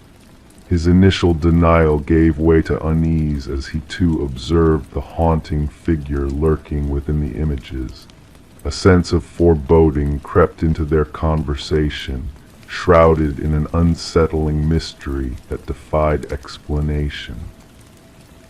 With a heavy heart, Sarah sought the aid of Detective Marcus Reed, laying bare the chilling evidence before him. As rain tapped against the windows, casting ethereal shadows, the detective delved into the enigma with a practiced eye. The progression of the figure through the frames revealed a deliberate, disquieting advance towards the unsuspecting children in the photographs. Despite exhaustive inquiries, the identity of the shadowy figure remained elusive. Facial recognition faltered, witnesses failed to recall his presence, and the remote location of the gatherings offered no clues. It seemed as though the enigmatic figure was a phantom, a ghostly presence woven into the fabric of the past. Yet as Sarah delved deeper into the family albums, more chilling revelations emerged. The figure appeared in disparate gatherings across different years, a constant yet unnoticed observer of joyous occasions. Through advanced imaging techniques, hidden details surfaced, linking the spectral figure to a dark and sinister past. The breakthrough came with the revelation of Robert Keller, a maintenance worker with a sinister history tied to unsolved child abductions. His presence in the photographs hinted at a malevolent force that had eluded justice for decades. The pieces of a macabre puzzle began to align, connecting the shadowy figure to a trail of tragedy and loss. As authorities unearthed long-buried secrets and uncovered remains near the vacation properties linked to Keller, a sense of closure mingled with sorrow. Families found answers they had long sought, though they were tainted with the bitter truth of past horrors. The shadow in the photographs had finally been unmasked, his nefarious deeds exposed to the light of justice. Alone in her quiet apartment, Sarah pondered the photos that had unraveled a tapestry of darkness. The figure, once hidden in the shadows of memory, now stood revealed in all his malevolence. As she placed the photographs back into the box, they bore witness to a chilling truth that sometimes the most insidious threats are those that lurk unseen in the corners of celebration, leaving behind a trail of unseen devastation in their wake. Story 27. She wiped the steam off the mirror, gazing at her reflection. Yet an unsettling feeling crept in. Her face appeared normal, her attire unchanged. But the longer she peered, the more a sense of unease settled within her. A flicker caught in her peripheral vision, a movement unaccounted for. As she turned away, her reflection remained motionless, observing. The enigma of Rebecca Thorne commenced in that eerie moment in her bathroom. What unfolded would baffle investigators and haunt a community for years to come. Rebecca resided solo in a humble apartment nestled in a tranquil suburban enclave. Known for her methodical nature and reserved demeanor, she kept to herself while maintaining a polite rapport with neighbors. A data analyst by profession, her life revolved around routine and precision. Nothing hinted that she would become the focal point of one of the most perplexing criminal inquiries of the era. The initial peculiar incident seemed innocuous. Objects in Rebecca's abode had shifted places, nothing missing, just rearranged. A coffee mug relocated to a different shelf, books shuffled, her toothbrush on the opposite side of the sink. She brushed off these anomalies as mere lapses, attributing them to long hours spent immersed in work, staring at spreadsheets until her vision blurred. Detective Marion Shaw received the initial complaint when Rebecca, after enduring weeks of disturbances, finally reached out to the authorities. The initial assessment, no signs of criminal activity, possibly a matter for mental health services rather than law enforcement. Shaw noted the grievance but stored it among the pile of non-urgent cases. No concrete evidence, Shaw later testified. No broken locks, no missing items, just a woman sensing something amiss in her abode. The pivotal moment arrived with the bathroom mirror incident. During her subsequent interaction with the police, Rebecca recounted it vividly how her reflection seemed to move independently, how a sensation of being watched pervaded her solitude. This time she presented proof, security footage from a camera she had installed aimed at her front door. The footage unveiled a chilling revelation that even seasoned officers found unsettling. The grainy video captured Rebecca departing for work in the morning. Yet 20 minutes later, someone identical to her used a key to enter her apartment. Forensic analysts scrutinized the footage for signs of tampering or manipulation. None were found. The individual entering mimicked Rebecca's movements, attire, and even carried her distinct leather bag. However, according to time-stamped footage from her workplace security system, Rebecca had already swiped her badge at her office building across town. "We're facing a doppelganger scenario," Detective Shaw informed her superior. "Someone who has meticulously studied Ms. Thorne and can replicate her with uncanny precision." The investigation intensified. Fingerprints within the apartment matched only Rebecca's. No foreign DNA surfaced. Neighbors reported routine sightings of Rebecca, nothing out of the ordinary. Mrs. Keller, a neighbor, mentioned a peculiar encounter when she greeted Rebecca upon her return one evening, receiving no response, which struck her as unusual but not alarming.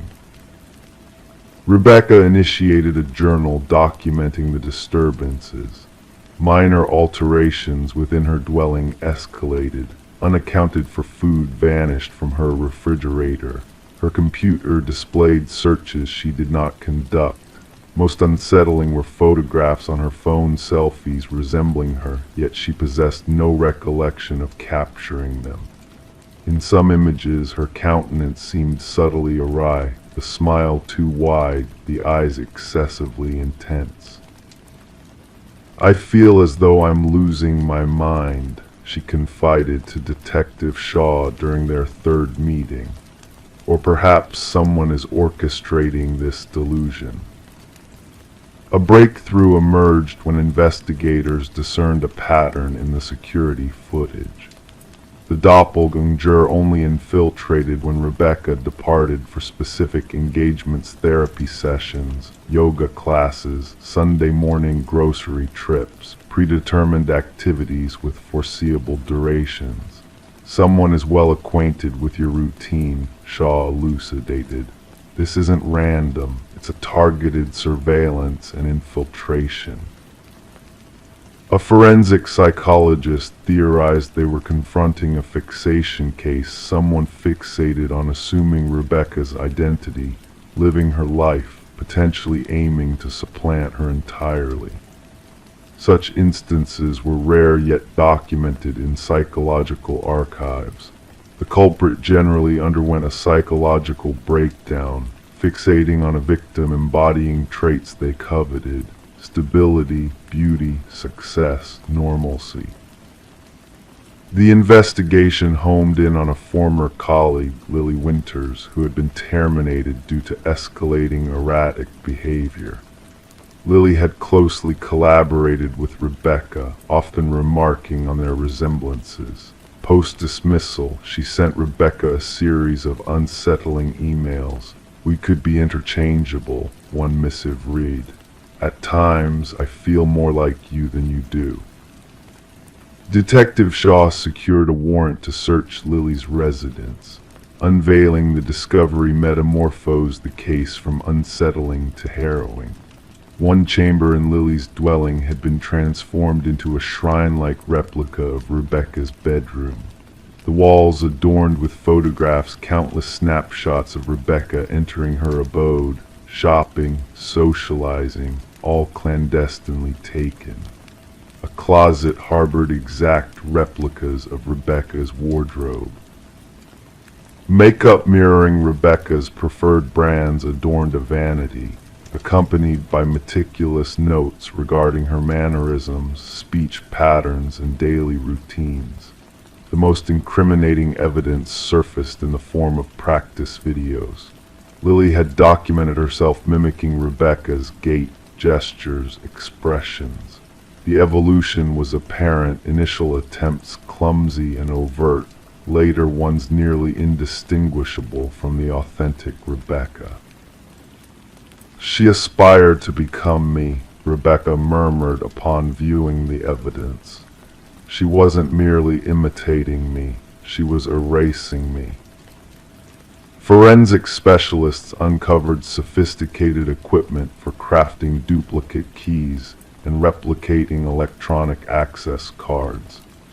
Lily had maintained an intricate system to trail Rebecca's movements, including a calendar predicting her agenda meticulously. What eluded investigators was Lily's ultimate objective. Journals unearthed in her abode contained incoherent entries vacillating between first and third person, at times referring to Rebecca as me and her in the same paragraph. The final entry unnerved investigators. "Soon, only one of us will prevail. The stronger variant shall endure." Upon authorities moving to apprehend Lily, she had vanished. Her apartment bore signs of abrupt departure, drawers ajar, certain technology absent. A nationwide alert was disseminated. Rebecca entered protective custody, relocated to a secure haven under constant surveillance. For 3 weeks, authorities monitored every locale linked to her previous life. Lily never materialized. The case assumed a chilling turn when a security guard at Rebecca's former workplace reported an anomaly. Rebecca had been sighted entering the building despite being on leave. Security footage authenticated the claim a figure identical to Rebecca accessed the premises using a valid ID card, proceeded to her previous workstation, and spent 40 minutes perusing her files before departing. Meanwhile, Rebecca, safeguarded in a fortified safe house, couldn't have been present at the office. The realization dawned. Lily had not absconded, she had made her move. She now inhabited Rebecca's existence, usurping her identity while the genuine Rebecca remained concealed. The case remains officially unresolved. Lily Winters remains at large. Rebecca Thorne refrained from resuming her former life, opting to forge a fresh identity in an undisclosed location. Detective Shaw preserves a photograph on her desk, 2 women uncannily resembling each other. One is Rebecca Thorne. The other is Lily Winters. At times, she scrutinizes their features, seeking disparities, the subtle cues distinguishing one from the other. The most petrifying aspect, Shaw imparts to new recruits in the force, is not that someone resembles you or echoes your voice. It's the fervor with which they yearn to embody you, to the extent of effacing themselves in the process. Identity transcends mere presentation, it embodies our most closely guarded essence. And sometimes we realize its worth only when someone endeavors to pilfer it.